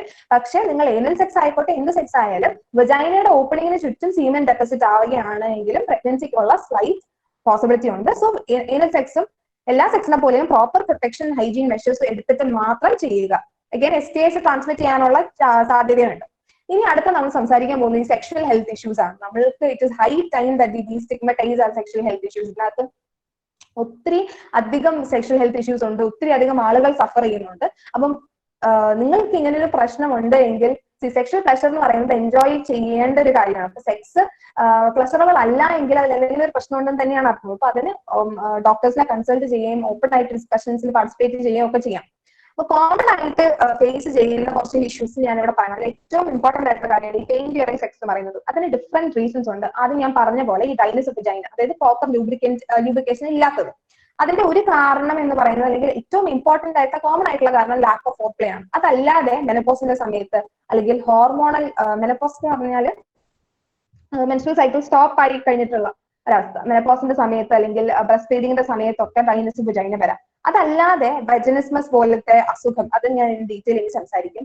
അല്ലാതെ ഇൻഫ്ലമേഷൻ ഓഫ് വെജൈന, നമ്മൾ വെജൈനൽ ഹെൽത്ത് പറഞ്ഞപ്പം ബ്ലിസ്റ്റേഴ്സ് പോലെ അല്ലെങ്കിൽ ബ്ലിസ്റ്റേഴ്സ് പോലെ ഇൻഗ്രോൺ ഹെയർ പോലെയൊക്കെ വെജൈനൽ ഇൻഫ്ലമേഷൻ ഉണ്ടെങ്കിൽ, ഈസ്റ്റ് ഇൻഫെക്ഷൻ ഒക്കെ ഉണ്ടെങ്കിൽ പെയിൻ ഡ്യൂറിംഗ് സെക്സ് ഉണ്ടാകാം. അതോടൊപ്പം തന്നെ എൻഡോമെട്രിയോസിസ്, ഫൈബ്രോസിസ് പോലത്തെ പെയിൻഫുൾ കണ്ടീഷൻസിൽ ഒക്കെ പെയിൻ ഡ്യൂറിംഗ് സെക്സ്. പക്ഷെ അങ്ങനത്തെ കണ്ടീഷൻസിലൊക്കെ ജനറലൈസ്ഡ് ഒരു പെയിൻ ആയിരിക്കും. നമ്മൾ സെക്സിന്റെ സമയത്ത് മാത്രമുള്ള പെയിൻ അല്ല, നമ്മൾ ഇരിക്കുമ്പോഴും ഒക്കെ ജനറൽ പെയിൻ ആയിരിക്കും. മാത്രം എക്സ്പീരിയൻസ് ചെയ്യുന്ന പെയിൻസ് ആണ് ഈ വെജൈനൽ ഡ്രൈനസ് കാരണം അല്ലെങ്കിൽ വാജിനസ്മസ് കാരണം ഒക്കെ ഉള്ള പെയിൻ എന്ന് പറയുന്നത്. ഇനി അപ്പം ഡ്രൈനസ് ഓഫ് വെജൈന അവോയ്ഡ് ചെയ്യാനുള്ള ഒരു ഇമ്പോർട്ടന്റ് മെത്തേഡ് ആണ് പ്രോപ്പർ ആയിട്ടുള്ള ലൂബ്രിക്കന്റ് ഉപയോഗിക്കുക. ഈ ലൂബ്രിക്കന്റ് ഉപയോഗിക്കുക എന്ന് പറയുന്നത് നോർമലി ഞാൻ പറഞ്ഞു വെജൈന നാച്ചുറലി ലൂബ്രിക്കേറ്റിംഗ് തന്നെയാണ്. പക്ഷെ ചില ആളുകൾക്ക് ആ ലൂബ്രിക്കേഷൻ ഇനഫ് ആയിരിക്കില്ല, ചില ആളുകൾക്ക് അത് മതിയായിരിക്കും. അത് ഇവിടുത്തെ മാറ്റർ. അത് നിങ്ങൾ ആലോചിക്കേണ്ട കാര്യമില്ല. നിങ്ങളുടെ വെജൈന സെൽഫ് ലൂബ്രിക്കേറ്റിംഗ് ആണെങ്കിലും അല്ലെങ്കിലും സെക്സിന്റെ സമയത്ത് ഒരു ലൂബ്രിക്കന്റ് ഉപയോഗിക്കുന്നതാണ് ഏറ്റവും നല്ലത്. അതൊരു പ്രൊട്ടക്റ്റീവ് മെഷറും കൂടിയാണ്, അല്ലെങ്കിൽ സെക്സ് പെയിൻഫുൾ ആകാം. So why should we take that risk? അപ്പം സെൽഫ് ലൂബ്രിക്കേറ്റിംഗ് ആണെങ്കിലും അല്ലെങ്കിലും ഒരു പ്രോപ്പർ ലൂബ്രിക്കന്റ് ഉപയോഗിക്കുക. ഏനൽ സെക്സിന്റെ സമയത്ത് കമ്പൽസറി ആയിട്ട് ലൂബ്രിക്കന്റ് ഉപയോഗിക്കുക. ഇനി ഏത് ടൈപ്പ് ഓഫ് ലൂബ്രിക്കന്റ് ആണ് ഉപയോഗിക്കേണ്ടത്? കോമൺ ആയിട്ട് നമ്മുടെ സൊസൈറ്റിയിൽ മാർക്കറ്റിൽ അവൈലബിൾ ആയിട്ടുള്ള ടൈപ്സ് എന്ന് പറയുന്നത് water based, oil based, silicone based ആയിട്ടുള്ള ലൂബ്രിക്കന്റ് ആണ്. ഇപ്പം കുറച്ച് ഹൈബ്രിഡ് ലൂബ്രിക്കൻസ് ഇറങ്ങിയിട്ടുണ്ട്. ഇനി ഞാൻ ആദ്യമേ സജസ്റ്റ് ചെയ്യുന്നത് വാട്ടർ ബേസ്ഡ് ലൂബ്രിക്കൻസ് ഉപയോഗിക്കാനാണ്. ഇനി വാട്ടർ ബേസ്ഡ് ലൂബ്രിക്കന്റ് എടുക്കുമ്പോൾ അതിനകത്ത് അലർജി വരാനുള്ള സാധ്യത കൂടുതലാണ്. അപ്പൊ normally water based lubricants with glycerin and without glycerin വരാറുണ്ട്. ഗ്ലിസറിന് കുറച്ച് സ്മെല്ലും ടേസ്റ്റും ഒക്കെ ഉണ്ടാവും. പക്ഷെ ഗ്ലിസറിൻ വളരെയധികം അലർജിക് ആയിട്ടുള്ള ഒരു ഫാക്ടറാണ്. So without glycerin, water based lubricants without glycerin ആണ് ഏറ്റവും കൂടുതൽ അഡ്വൈസബിൾ ആയിട്ടുള്ളത്. ഇനി ഞാൻ ഓരോന്നിന്റെ പ്രോസും കോൺസും പറഞ്ഞുതരാം, നിങ്ങൾക്ക് ഇഷ്ടമുള്ളത് സെലക്ട് ചെയ്യാം. എന്നാലും ഞാൻ ആദ്യമേ വാട്ടർ ബേസ്ഡ് ലൂബ്രിക്കന്റ് ആണ് ഞാൻ സജസ്റ്റ് ചെയ്യുന്നത് പറഞ്ഞു തരും. ഇനി പ്രോസും കോൺസും വാട്ടർ ബേസ്ഡ് ലൂബ്രിക്കന്റിന്റെ കാര്യമാണെങ്കിൽ അതിന്റെ പ്രോസ് പറയുന്നത് നാച്ചുറൽ ലൂബ്രിക്കേഷൻ പോലെ തന്നെയാണ്. നമ്മുടെ ബോഡിയുടെ നാച്ചുറൽ ലൂബ്രിക്കേഷൻ എങ്ങനെയാണോ അതുപോലെ തന്നെയാണ് അതും. പിന്നെ അതുപോലെ സെക്സ് ടോയ്സിന്റെ കൂടെയും അതുപോലെ എന്താണ് ഏതൊരു kind of barrier method of പ്രൊട്ടക്ഷന്റെ കൂടെയും വാട്ടർ ബേസ്ഡ് ലൂബ്രിക്കൻസ് ഉപയോഗിക്കാൻ നോർമൽ ആണ്, അതായത് സേഫ് ആണ്. ഇനി അതിന്റെ കോൺസ് പറഞ്ഞാൽ വാട്ടർ ബേസ്ഡ് ലൂബ്രിക്കൻസ് പെട്ടെന്ന് വാഷ് അവേ ആയിപ്പോ, അപ്പൊ നിങ്ങൾ കൂടുതൽ എമൗണ്ടിലൊക്കെ യൂസ് ചെയ്യേണ്ടി വരും. പിന്നെ അലർജിക് ആകാനുള്ള ഒത്തിരി പ്രിസർവേറ്റീവ്സ് ആഡ് ചെയ്താണ് ഈ വാട്ടർ ബേസ്ഡ് ലൂബ്രിക്കൻസ് വരുന്നത്. അപ്പം അലർജിക് ആകാനുള്ള കണ്ടീഷൻസ് കൂടുതലാണ്. അപ്പൊ നിങ്ങൾ ഗ്ലിസറിൻ പോലെയുള്ള ബാക്കി കണ്ടന്റ്സ് ഒന്ന് ശ്രദ്ധിച്ചിട്ട് വേണം വാങ്ങിക്കാൻ. ഇനി ഓയിൽ ബേസ്ഡ് ലൂബ്രിക്കൻസ് ആണ് ഏറ്റവും കൂടുതൽ അവൈലബിൾ ആയിട്ടുള്ളത്. ഇപ്പൊ ഈ പെട്രോളിയം ജെല്ലി, വാക്സിൻ പോലെയുള്ള പെട്രോളിയം ജെല്ലീസ് ഒക്കെ ഓയിൽ ബേസ്ഡ് ലൂബ്രിക്കൻസ് ആണ്. പക്ഷെ ഇതിന്റെ ഒരു പ്രശ്നം എന്ന് പറഞ്ഞാല് ഇതിന്റെ പ്രോസ് പറയുകയാണെങ്കിൽ ഇത് ഏറ്റവും കൂടുതൽ അവൈലബിൾ ആണ്. കുറച്ചും കൂടി വാട്ടർ ബേസ്ഡ് ലൂബ്രിക്കന്റിനെക്കാളും കുറച്ചും കൂടെ ലാസ്റ്റ് ചെയ്യും. അതുപോലെ പെട്ടെന്ന് വാഷ് അവേ ആയി പോകുന്നില്ല. പക്ഷെ ഇതിന്റെ പ്രശ്നം പറയുകയാണെങ്കിൽ ഇത് നമ്മുടെ ബാരിയർ മെത്തേഡ് ഓഫ് പ്രൊട്ടക്ഷൻ, അതായത് കോണ്ടം പോലെയുള്ള പ്രൊട്ടക്ഷന്റെ കൂടെ ഇത് ഉപയോഗിക്കാൻ പറ്റൂല. കാരണം ഓയില് ലാറ്റക്സിനെ ബ്രേക്ക് ഡൗൺ ചെയ്തിട്ട് ഈ കോണ്ടത്തിൽ ചെറിയ ചെറിയ ഹോൾസ് വരികയും നമ്മുടെ പ്രൊട്ടക്റ്റീവ് മെഷർ അവിടെ ഇല്ലാതാവുകയും ചെയ്യും. പ്രഗ്നൻസിക്കും എസ്റ്റിഐസിനും ഒക്കെ ഉള്ള സാധ്യതയുണ്ട്. അതുകൊണ്ട് ഓയിൽ ബേസ്ഡ് ലൂബ്രിക്കൻസ് ഒരിക്കലും സജസ്റ്റ് ചെയ്യാറില്ല. ഇനി സിലിക്കൺ ബേസ്ഡ് ലൂബ്രിക്കൻസിന്റെ കാര്യം പറയുകയാണെങ്കിൽ സിലിക്കൺ ബേസ്ഡ് ലൂബ്രിക്കൻസ് അധികം മാർക്കറ്റിൽ അവൈലബിൾ അല്ല. പക്ഷെ സിലിക്കൺ ബേസ്ഡ് ലൂബ്രിക്കൻസിന്റെ ഒരു പ്രത്യേകത എന്ന് പറഞ്ഞാൽ കുറച്ചും കൂടെ ലാസ്റ്റ് ചെയ്യും. അപ്പൊ കുറച്ചും കൂടെ ലാസ്റ്റ് ടൈം ഈ ഷവർ സെക്സ് ഒക്കെ ചെയ്യുന്ന സമയത്ത് നിങ്ങൾക്ക് സിലിക്കൺ ബേസ്ഡ് ലൂബ്രിക്കൻസ് ഉപയോഗിക്കുകയാണെങ്കിൽ അത് കുറച്ചും കൂടെ ലാസ്റ്റ് ചെയ്യാനാണ്. ഇപ്പൊ വാട്ടർ ബേസ്ഡ് ലൂബ്രിക്കൻസ് ഉപയോഗിച്ചു കഴിഞ്ഞാൽ അത് പെട്ടെന്ന് വാഷ് അവേ ആകും. അങ്ങനെയുള്ള കേസുകളിൽ സിലിക്കൺ ബേസ്ഡ് ലൂബ്രിക്കൻസ് ഉപയോഗിക്കാം. പക്ഷെ ഈ ഇതിന്റെ ഒരു അഡ്വാൻറ്റേജും ആണ്, അതേസമയം ഇതിന്റെ ഒരു ഡിസഡ്വാൻറ്റേജും അത് തന്നെയാണ്. കാരണം സെക്സ് കഴിഞ്ഞതിന് ശേഷം ഈ ലൂബ്രിക്കന്റ് വാഷ് ചെയ്ത് കളയാൻ കുറച്ച് പാടായിരിക്കും സിലിക്കൺ ബേസ്ഡ് ലൂബ്രിക്കന്റ് ആകുമ്പോൾ. പിന്നെ ഇതിന്റെ ഒരു ഡിസഡ്വാൻറ്റേജ് എന്ന് പറഞ്ഞാൽ ഞാൻ നേരത്തെ സെക്സ് ടോയ്സ് പറഞ്ഞപ്പോൾ പറഞ്ഞു, നോർമലി നമുക്കിപ്പോ അവൈലബിൾ ആയിട്ടുള്ള സെക്സ് ടോയ്സ് കൂടുതലും സിലിക്കൺ ബേസ്ഡ് ആണ്. അപ്പൊ സിലിക്കൺ ബേസ്ഡ് ലൂബ്രിക്കന്റ് അങ്ങനെ ഒരു സെക്സ് ടോയുടെ കൂടെ ഉപയോഗിക്കുമ്പോൾ ആ സെക്സ് ടോയ് ഡാമേജ് ആകാനുള്ള സാധ്യത വളരെ കൂടുതലാണ്. ഹൈബ്രിഡ് ലൂബ്രിക്കൻസ്, അതായത് സിലിക്കൺ ആൻഡ് വാട്ടർ ലൂബ്രിക്കൻസ് ഇപ്പം മാർക്കറ്റിൽ അധികം അവൈലബിൾ അല്ല.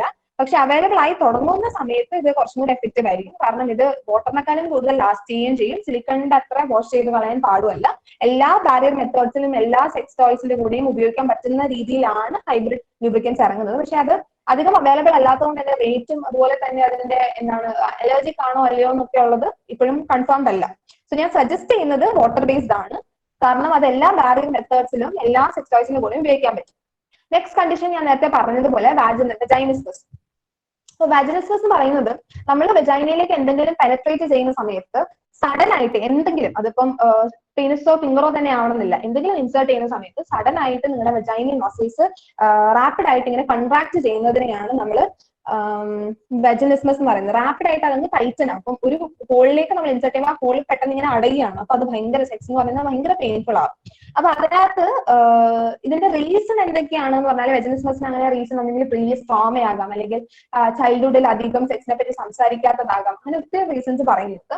ഇനി വാജിനിസ്മസ് എന്ന് പറഞ്ഞാൽ വൺസ് നിങ്ങൾക്ക് ഹാപ്പി ആയിട്ടുള്ള ഒരു പെനട്രേറ്റീവ് സെക്സ് ലൈഫ് ഉണ്ടായിരുന്നു, അപ്പം അത് കുഴപ്പമൊന്നും ഇല്ലായിരുന്നു എന്നതുകൊണ്ട് നിങ്ങൾക്ക് ഒരിക്കലും വാജിനിസ്മസ് വരില്ല എന്നില്ല. സോ ഒരു പ്രാവശ്യം പെനട്രേഷൻ നടന്നു കഴിഞ്ഞാലും ചിലപ്പോൾ വാജിനിസ്മസ് വരാനുള്ള സാധ്യതയുണ്ട്. ഇപ്പം ഇവിടെ നോക്കിക്കഴിഞ്ഞാൽ നിങ്ങൾക്ക് മനസ്സിലാവും, അതായത് ഡയറക്റ്റ്ലി ആ വെജൈനൽ മസിൽസ് കോൺടാക്ട് ചെയ്യുകയാണ്. അപ്പൊ നമ്മുടെ പെനട്രേഷൻ ഒന്നുകിൽ പോസിബിൾ അല്ല, അല്ലെങ്കിൽ ഭയങ്കര ടൈറ്റ് ആൻഡ് പെയിൻ പെനട്രേഷൻ ആയിരിക്കും.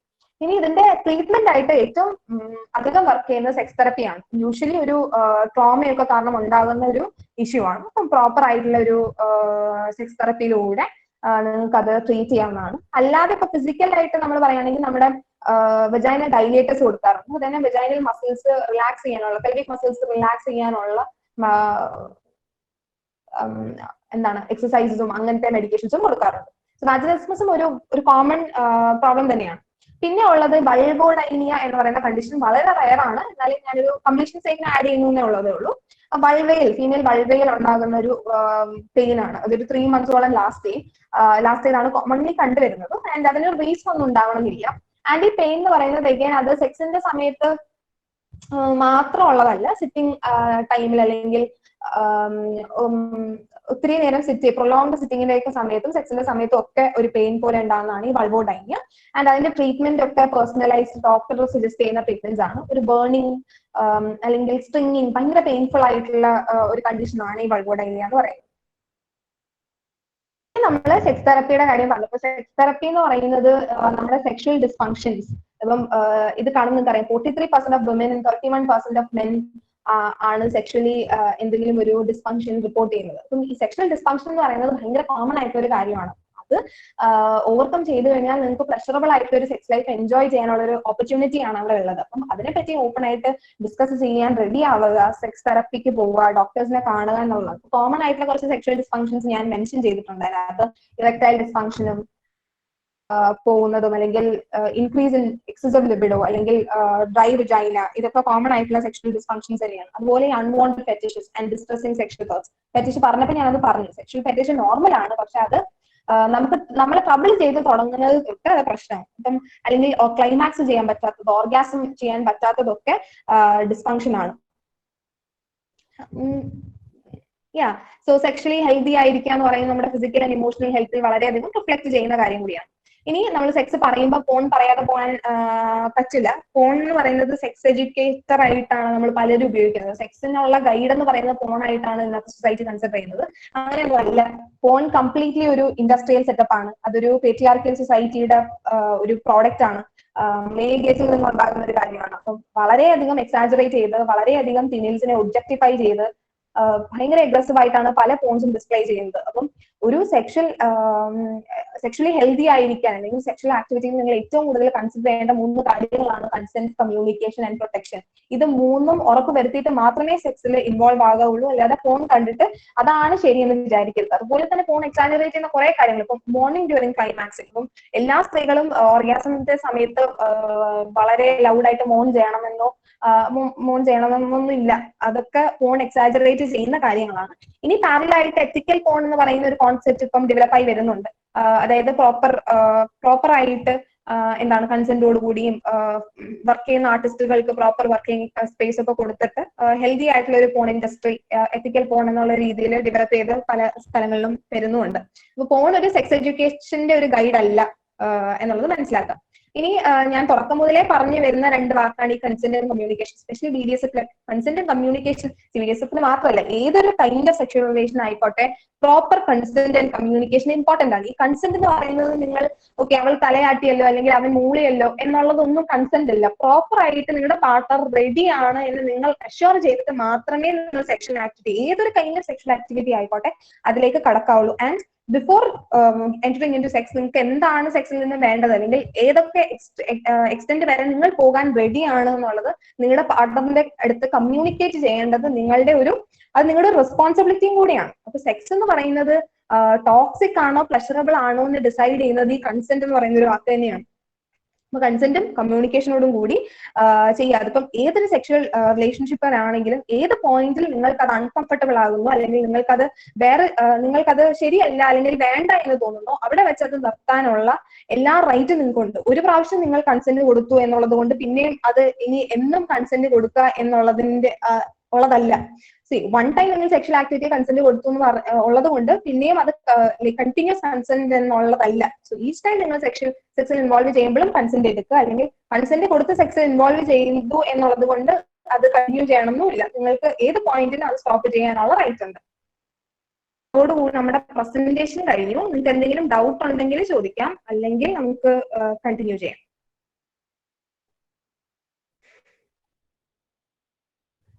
ഓക്കെ, ഡൗട്ട് ഇല്ലാന്ന് തോന്നുന്നു. So thank you. ഇനി നെക്സ്റ്റ് നമുക്ക് സെക്ഷൽ ഹെൽത്തിനെ പറ്റി ഹിബ ഡിസ്കസ് ചെയ്യാം.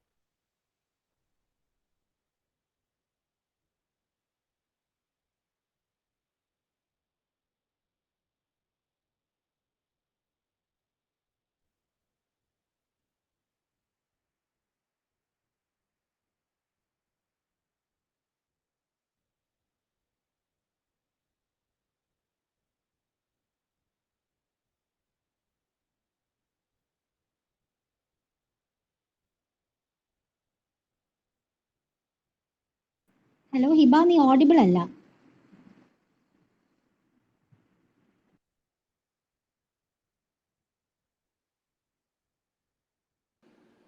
ഹലോ, കേൾക്കാമോ? ആടെ കേക്കാം.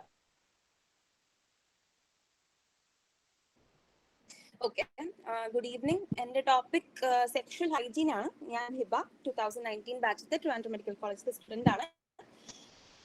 ബേസിക് ആയിട്ടുള്ള കാര്യത്തിൽ തന്നെ തുടങ്ങാം. സെക്ഷലി ട്രാൻസ്മിറ്റഡ് ഡിസീസസ്, ഇതിൽ നമുക്ക് അറിയാവുന്ന ബേസിക് ആയിട്ടുള്ള ഡിസീസസ് ആണ് എയ്ഡ്സ് കോസ് ചെയ്യുന്ന HIV, ക്ലമീഡിയ, ഗൊനോറിയ, സൈഫിലിസ്. ഇതിനൊക്കെ ഏറ്റവും ബേസിക് ആയിട്ടുള്ള കോമൺ സിംറ്റംസ് ഉണ്ട്. അത് നമുക്ക് ഇവിടെ ഡിസ്കസ് ചെയ്യാം. എങ്ങനെ ഡിറ്റക്ട് ചെയ്യാം സെക്ഷലി ട്രാൻസ്മിറ്റഡ് ഡിസീസസ് നമുക്ക് വന്നിട്ടുണ്ടെങ്കിൽ അതെങ്ങനെ ഡിറ്റക്ട് ചെയ്യാമെന്ന് നമുക്ക് പഠിക്കാം. അതിനു മുമ്പ് എങ്ങനെയാണ് ഇത് ട്രാൻസ്മിറ്റ് ആവുന്നത്, ഇത് എങ്ങനെയൊക്കെ പ്രിവെന്റ് ചെയ്യാന്നുള്ളത് നോക്കാം. ഇതിൽ നമ്മൾ കാണുന്നത് സെക്ഷലി ട്രാൻസ്മിറ്റഡ് ഡിസീസസ് ആണ്. അതിൽ നമ്മൾ ഫസ്റ്റ് ആയിട്ട് ട്രാൻസ്മിഷൻ മോഡ് കാണുന്നത് കൺജനൈറ്റൽ. എയ്ഡ്സ് പോലത്തെ അസുഖങ്ങൾ അമ്മയിൽ നിന്ന് കുഞ്ഞിലോട്ട് പോവാം. എല്ലാ STD അങ്ങനെ പോകുന്നില്ല, പക്ഷെ എയ്ഡ്സ് പോലത്തെ അസുഖങ്ങൾ അങ്ങനെ പോവാം. പിന്നെ ഉള്ളത് ബ്ലഡ് ബോൺ. നമ്മൾ സെയിം ഇൻജെക്ടിങ് നീഡിൽസ് യൂസ് ചെയ്താലോ അല്ലെങ്കിൽ ഇറസ്പോൺസിബിൾ ആയിട്ട് ബ്ലഡ് ട്രാൻസ്ഫ്യൂഷൻ നടത്തിയാലോ നമുക്ക് സെക്ഷലി ട്രാൻസ്മിറ്റഡ് ഡിസീസസ് കിട്ടാവുന്നതാണ്. വെജൈനൽ പെനിട്രേഷൻ പോലെ തന്നെ റിസ്കിയാണ് ഏനൽ സെക്സ്. ഏനൽ സെക്സിലും സെക്ഷലി ട്രാൻസ്മിറ്റഡ് ഡിസീസസ് ട്രാൻസ്ഫർ ആവാം. പിന്നെ ഉള്ളത് ഓറൽ സെക്സ്. ഏനൽ സെക്സിന്റെ അത്രയും ഓറൽ സെക്സില് ഓറൽ സോഴ്സ് എന്ന് വെച്ചാൽ നമ്മളെ ചുറ്റും മുറിവായിട്ട് വരും, അകത്തുമായിട്ട് മുറിവ് വരും. ഇതിനാണ് ഓറൽ സോഴ്സ്, ത്രോട്ട് സോഴ്സ് വരുന്നത്. ത്രോട്ട് വരെ എത്താവുന്നതാണ് ഈ ഇൻഫെക്ഷൻ. മറ്റുള്ള ഡിസീസസ് എയ്ഡ്സ്, ക്ലമീഡിയ, ഗൊനോറിയ എല്ലാം ഒന്നും ഓറൽ സെക്സിലൂടെ പകരില്ലെങ്കിലും പല ഡിസീസും എന്നാലും പകരാം. ചാൻസസ് വളരെ ലോ ആണ്, പക്ഷെ എന്നാലും പകരാം. Genital skin to skin contact, ഇത് genital skin to skin contact ആണ്. ഇത് നമ്മുടെ കോണ്ടം എന്ന് പറയുന്നത് പീനസിനെ വെജൈനയെ കംപ്ലീറ്റ് ആയിട്ട് കവർ ചെയ്യാൻ പറ്റില്ല. എവിടെയെങ്കിലുമൊക്കെ സ്കിൻ ടു സ്കിൻ കോൺടാക്ട് വരാം. ഇത് നമുക്ക് പ്രിവെന്റ് ചെയ്യണമെങ്കിൽ നമ്മൾ കമ്മ്യൂണിക്കേറ്റ് ചെയ്യണം. Sexual hygiene, sexual health communicate ചെയ്യണം. അപ്പൊ സ്കിൻ ടു സ്കിൻ കോൺടാക്ട് വന്ന റാഷസ്, ഹെർപ്പസ്, സൈഫിലിസ് എന്ന പോലത്തെ അസുഖങ്ങൾ നമുക്ക് ട്രാൻസ്ഫർ ചെയ്യാവുന്നതാണ്. സ്കിൻ ടു സ്കിൻ കോൺടാക്ട് എന്ന് പറയുമ്പോൾ ജെനൈറ്റൽ ഏരിയയിൽ അല്ലെങ്കിൽ ഫിംഗർ ചെയ്ത് കഴിഞ്ഞിട്ടുള്ള നമ്മുടെ ഹാൻഡ് യൂസ് ചെയ്യുന്ന കോൺടാക്ട് വന്നാലോ ആണ് ഈ ഇങ്ങനത്തെ ഒരു ട്രാൻസ്മിഷൻ നടക്കാവുന്നത്. ഷെയർഡ് ഒബ്ജക്റ്റ് നമ്മൾ ഉദ്ദേശിക്കുന്നത് പ്ലേറ്റോ ഗ്ലാസോ ഷെയർ ചെയ്യുന്നതുകൊണ്ടോ ഒന്നും ട്രാൻസ്മിറ്റ് ആവുന്നതല്ല. നമ്മുടെ സൊസൈറ്റിയിൽ എയ്ഡ്സ് ഉള്ള പേഷ്യൻസിനൊക്കെ നമ്മൾ ട്രീറ്റ് ചെയ്യുന്ന വളരെ മോശമായിട്ടാണ്. നമ്മൾ ഒരു പാത്രത്തിൽ നിന്ന് ഫുഡ് കഴിച്ചു എന്നതുകൊണ്ടോ നമ്മളൊന്ന് ഹഗ് ചെയ്തതുകൊണ്ടോ എയ്ഡ്സ് ഒന്നും ട്രാൻസ്ഫർ ആവത്തില്ല. ആകെ ട്രാൻസ്ഫർ ചെയ്യാൻ ഇവിടെ ഷെയർഡ് ഒബ്ജക്റ്റ് എന്ന് ഉദ്ദേശിക്കുന്നത് സെക്സ് ടോയ്സ് ആണ്. സെക്സ് ടോയ്സ് എന്ന് പറയുമ്പോൾ ജെനൈറ്റൽ ഏരിയയിൽ എക്സ്പ്ലോർ ചെയ്ത് കഴിഞ്ഞിട്ട് ഷെയർ ചെയ്ത് കഴിയുമ്പോൾ അത് ട്രാൻസ്ഫർ ആവുന്നതാണ്. പിന്നെ ഞാൻ പറഞ്ഞ പോലെ ഫിംഗർ ജെനൈറ്റൽ ഏരിയയിൽ എക്സ്പ്ലോർ ചെയ്ത് കഴിയുമ്പോൾ ഹാൻഡിലൂടെ നമുക്ക് സെക്ഷലി ട്രാൻസ്മിറ്റഡ് ഡിസീസസ് ട്രാൻസ്ഫർ ചെയ്യാം. ഇനി നമുക്ക് സിംറ്റംസിലോട്ട് പോവാം. മെയിൽസിൽ എന്താണ് ബേസിക് ആയിട്ടുള്ള സെക്ഷലി ട്രാൻസ്മിറ്റഡ് ഡിസീസസിലുള്ള സിംറ്റംസ്? സെക്സിന് സമയത്തുള്ള പെയിനോ ഡിസ്കംഫോർട്ടോ ആണ് മേജർ ആയിട്ടുള്ള സിംറ്റം. പിന്നെ ഉള്ളത് സ്വോളൻ ടെസ്റ്റിക്കിൾസ്. സെക്സിന് സമയത്ത് എന്നല്ല, STD നമുക്ക് ഉണ്ടെങ്കിൽ സ്വോളൻ ടെസ്റ്റിക്കിൾസ് ഒരു മേജർ സിംറ്റം ആണ്. അല്ലെങ്കിൽ ഏനസ്, പീനസ്, ടെസ്റ്റിക്കിൾസ്, ബട്ടോക്സ്, തൈ ഓർ മൗത്ത് ഇതിന് ചുറ്റും സോറായിട്ടോ ബംസ് ആയിട്ടോ റാഷസ് ആയിട്ടോ ഉണ്ടെങ്കിൽ അതും ഒരു സിംറ്റം ആണ്. Discharge, bleeding from the penis ഇതൊക്കെ ഒരു സിംറ്റം ആണ്. ഫീമെയിൽസിന്റെ കാര്യത്തിൽ സെയിം പോലെ തന്നെ സെക്സിന്റെ സമയത്തുള്ള പെയിനോ ഡിസ്കംഫോർട്ടോ, യൂറിനേഷൻ, നമുക്ക് യുറേത്ര സെപ്പറേറ്റ് ആയതുകൊണ്ട് നമുക്ക് യൂറിനേഷന്റെ സമയത്തുള്ള പെയിനോ ഡിസ്കംഫോർട്ടോ ഇതേപോലെ തന്നെ ആണ്. പിന്നെ ഉള്ളത് sores, bumps or rashes on or around the vagina, anus, buttocks, thighs or mouth. Unusual discharge or bleeding from the vagina. ഇത് നമ്മൾ മുമ്പത്തെ പ്രസന്റേഷനിൽ നമ്മൾ ഡിസ്കസ് ചെയ്ത പോലെ bleeding from the vagina spotting പോലത്തെ ഒക്കെ നോർമൽ ആണെങ്കിലും അബ്നോർമൽ കണ്ടീഷൻസിൽ ഒന്നാണ് ഇത്. STD ഉണ്ടെങ്കിൽ നമുക്ക് ബ്ലീഡിംഗ് ഫ്രം ദ വെജൈന ഉണ്ടാവാം. ഡ്യൂറിംഗ് സെക്സോ അല്ലാത്ത സമയത്തോ ബ്ലീഡിംഗ് ഫ്രം ദ വെജൈന ഒരു സിംറ്റം ആണ്. പിന്നെ itchiness in or around the vagina. അടുത്തതായിട്ട് ഇത് നമ്മുടെ പീനസിന്റെ സൈഫിലിസ് കണ്ടീഷൻ ആണ് കാണിക്കുന്നത്. ഇത് വെജൈനയുടെ ഗൊനോറിയ കണ്ടീഷൻ ആണ് കാണിക്കുന്നത്. എങ്ങനെ പ്രിവെന്റ് ചെയ്യാം? എല്ലാ ടൈമും സെക്ഷൽ ഇന്റർകോഴ്സിന്റെ സമയത്ത് നമ്മൾ ലാറ്റക്സ് കോണ്ടംസ് യൂസ് ചെയ്യാന്നുള്ളതാണ് മേജർ പ്രിവെന്റീവ് മെത്തേഡ്. നമുക്ക് ഫ്ലൂയിഡ്സ് എക്സ്ചേഞ്ച് ചെയ്യാതിരിക്കാൻ വേണ്ടിയിട്ട് നമ്മൾ കോണ്ടംസ് യൂസ് ചെയ്യുക. ഓറൽ സെക്സിന്റെ സമയത്ത് നമ്മൾ ഡെന്റൽ ഡാംസ് യൂസ് ചെയ്യുന്നതാണ് ഒരു മെത്തേഡ്. പക്ഷെ ഞാൻ മുമ്പ് പറഞ്ഞ പോലെ സ്കിൻ ടു സ്കിൻ കോൺടാക്ട് വരുന്നത് നമുക്ക് പ്രിവെന്റ് ചെയ്യാൻ പറ്റില്ല. ഇത് പ്രിവെന്റ് ചെയ്യാൻ വേണ്ടിയിട്ട് നമ്മൾ കമ്മ്യൂണിക്കേറ്റ് ചെയ്യണം. കാരണം കോണ്ടംസ് ഇട്ട് കഴിഞ്ഞാലും there is a high probability that skin to skin contact comes. അത് നമ്മൾ പറയുന്ന ജെനൈറ്റൽ ഏരിയത്ത് സ്കിൻ ടു സ്കിൻ കോൺടാക്ട് ആണ്. ആ കോൺടാക്ട് നമുക്ക് പ്രിവെന്റ് ചെയ്യാൻ വേണ്ടിയിട്ട് നമ്മൾ കമ്മ്യൂണിക്കേറ്റ് ചെയ്യണം സെക്ഷൽ ഹെൽത്തും സെക്ഷൽ ഹിസ്റ്ററിയും.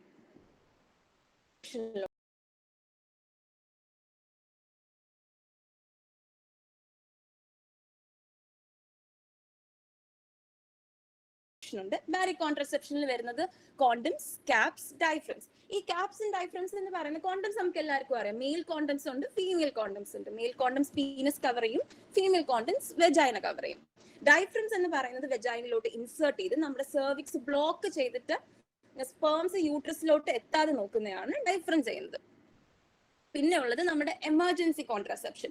അൺപ്രൊട്ടക്റ്റഡ് സെക്സിന് ശേഷം അൺപ്ലാൻഡ് പ്രഗ്നൻസി അവോയ്ഡ് ചെയ്യാൻ വേണ്ടിയിട്ടുള്ളതാണ് എമർജൻസി കോൺട്രസെപ്ഷൻ. ഇതിൽ നമുക്കുള്ളത് എമർജൻസി കോൺട്രസെപ്റ്റീവ് പിൽസ് ഉണ്ട്. Emergency contraceptive pills 72 hours unprotected സെക്സിന് ശേഷം 72 hours എപ്പോൾ വേണമെങ്കിലും എടുത്താലും നമുക്ക് അൺവാണ്ടഡ് പ്രഗ്നൻസി 99% പ്രിവെന്റ് ചെയ്യാവുന്നതാണ്. പിന്നെ ഉള്ളത് copper IUD. 5 days after unprotected സെക്സിൽ ഏത് സമയത്ത് നമ്മൾ ഇൻസേർട്ട് ചെയ്ത് കഴിഞ്ഞാൽ, വെജൈനയിലോട്ട് ഇൻസേർട്ട് ചെയ്ത് കഴിഞ്ഞാൽ നമുക്ക് അൺവാണ്ടഡ് പ്രഗ്നൻസി ഒഴിവാക്കാവുന്നതാണ്. കോൺട്രസെപ്റ്റീവ്സ്, ഓറൽ കോൺട്രസെപ്റ്റീവ്സ് എന്ന് പറയുന്നത് ഹോർമോണൽ ആയിട്ടുള്ള നമ്മുടെ പിൽസ് ആണ്. അത് കമ്പൈൻഡ് ഓറൽ കോൺട്രസെപ്റ്റീവ് പില്ലാവാം. അത് പറയുന്നത് പ്രൊജസ്റ്റിറോണും ഈസ്ട്രോജനും ഉള്ളത്. പിന്നെ പ്രൊജസ്റ്റിറോൺ മാത്രമുള്ള കോൺട്രസെപ്റ്റീവ് പിൽസും ഉണ്ട്. ഈ ഹോർമോൺസ് വേണമെങ്കിൽ നമുക്ക് ഇഞ്ചെക്ട് ചെയ്യാം. അതിനുവേണ്ടി നമ്മൾ കോമൺ ആയിട്ട് യൂസ് ചെയ്യുന്ന ഒരു ഇഞ്ചക്ഷൻ ആണ് ഡീപ്പോ പ്രൊവേറ ഇഞ്ചക്ഷൻ. അല്ലെങ്കിൽ നമുക്ക് പാച്ചസ് ഉണ്ട്. ഈ ഹോർമോൺ റിലീസിങ് പാച്ചസ് നമ്മൾ അപ്പർ ആമിൽ നിക്കോട്ടിൻ പാച്ച് പോലെ നമ്മൾ ഒട്ടിച്ചു കഴിഞ്ഞാൽ ഹോർമോൺ റിലീസ് ചെയ്തിട്ട് നമുക്ക് കോൺട്രസെപ്റ്റീവ് മെത്തേഡായി യൂസ് ചെയ്യാവുന്നതാണ്. ഇത് കോമൺ അല്ല, അധികം കണ്ടുവരുന്നതല്ല, അധികം കിട്ടുന്നതല്ല. പിന്നെ ഉള്ളത് ഹോർമോണിന്റെ ഭാഗത്ത് നമുക്കുള്ളത് ഇംപ്ലാന്റ് ആണ്. ഇംപ്ലാന്റ് എന്ന് പറയുന്നത് നമ്മൾ സ്കിന്നിന്റെ ബെനീത്ത്, അപ്പർ ആമിന്റെ സ്കിന്നിന്റെ ബെനീത്ത് ഇൻസേർട്ട് ചെയ്ത് വെക്കുന്ന, ഇത് ഡോക്ടർ ചെയ്യാവുന്നതാണ്, ഇൻസേർട്ട് ചെയ്ത് വെക്കുന്ന ഒരു കോൺട്രസെപ്റ്റീവ് മെത്തേഡാണ്. ഇത് ഹോർമോൺസ് റിലീസ് ചെയ്തിട്ട് നമുക്ക് അൺവാണ്ടഡ് പ്രഗ്നൻസി പ്രിവെന്റ് ചെയ്യാവുന്നതാണ്. പിന്നെ ഉള്ളത് ഇവിടെ കാണുന്ന ഈ ഹോർമോണൽ റിംഗ്. ഇത് നമുക്ക് വെജൈനൽ റിംഗ് എന്നും വിളിക്കാം. ഇത് വെജൈനയിലോട്ട് ഇൻസേർട്ട് ചെയ്ത് കഴിയുമ്പോൾ ഹോർമോൺസ് റിലീസ് ചെയ്തിട്ട് ഇതേ മെക്കാനിസത്തിൽ വർക്ക് ചെയ്യുന്നതാണ്. പിന്നെ ഉള്ളതാണ് നമ്മുടെ സർജിക്കൽ മെത്തേഡ്സ്. ഇത് എന്ന് പറയുന്നത് 100% ഗ്യാരണ്ടി ഉള്ള ഒരു മെത്തേഡാണ് സർജിക്കൽ മെത്തേഡ്സ്. പക്ഷെ ഇതിന് വരുന്ന കുഴപ്പം പറ്റത്തില്ല. അപ്പൊ വാസക്ടോമി, ട്യൂബെക്ടോമി. വാസക്ടോമി എന്ന് പറയുന്നത് surgical method for men and tubectomy എന്ന് പറയുന്നത് surgical method for women. Vasectomy ട്യൂബെക്ടോമിന്റെ കാട്ടിലും സിമ്പിൾ ആണെങ്കിലും നമ്മുടെ സൊസൈറ്റിയിൽ കണ്ടുവരുന്നത് ട്യൂബെക്ടോമി ആണ്.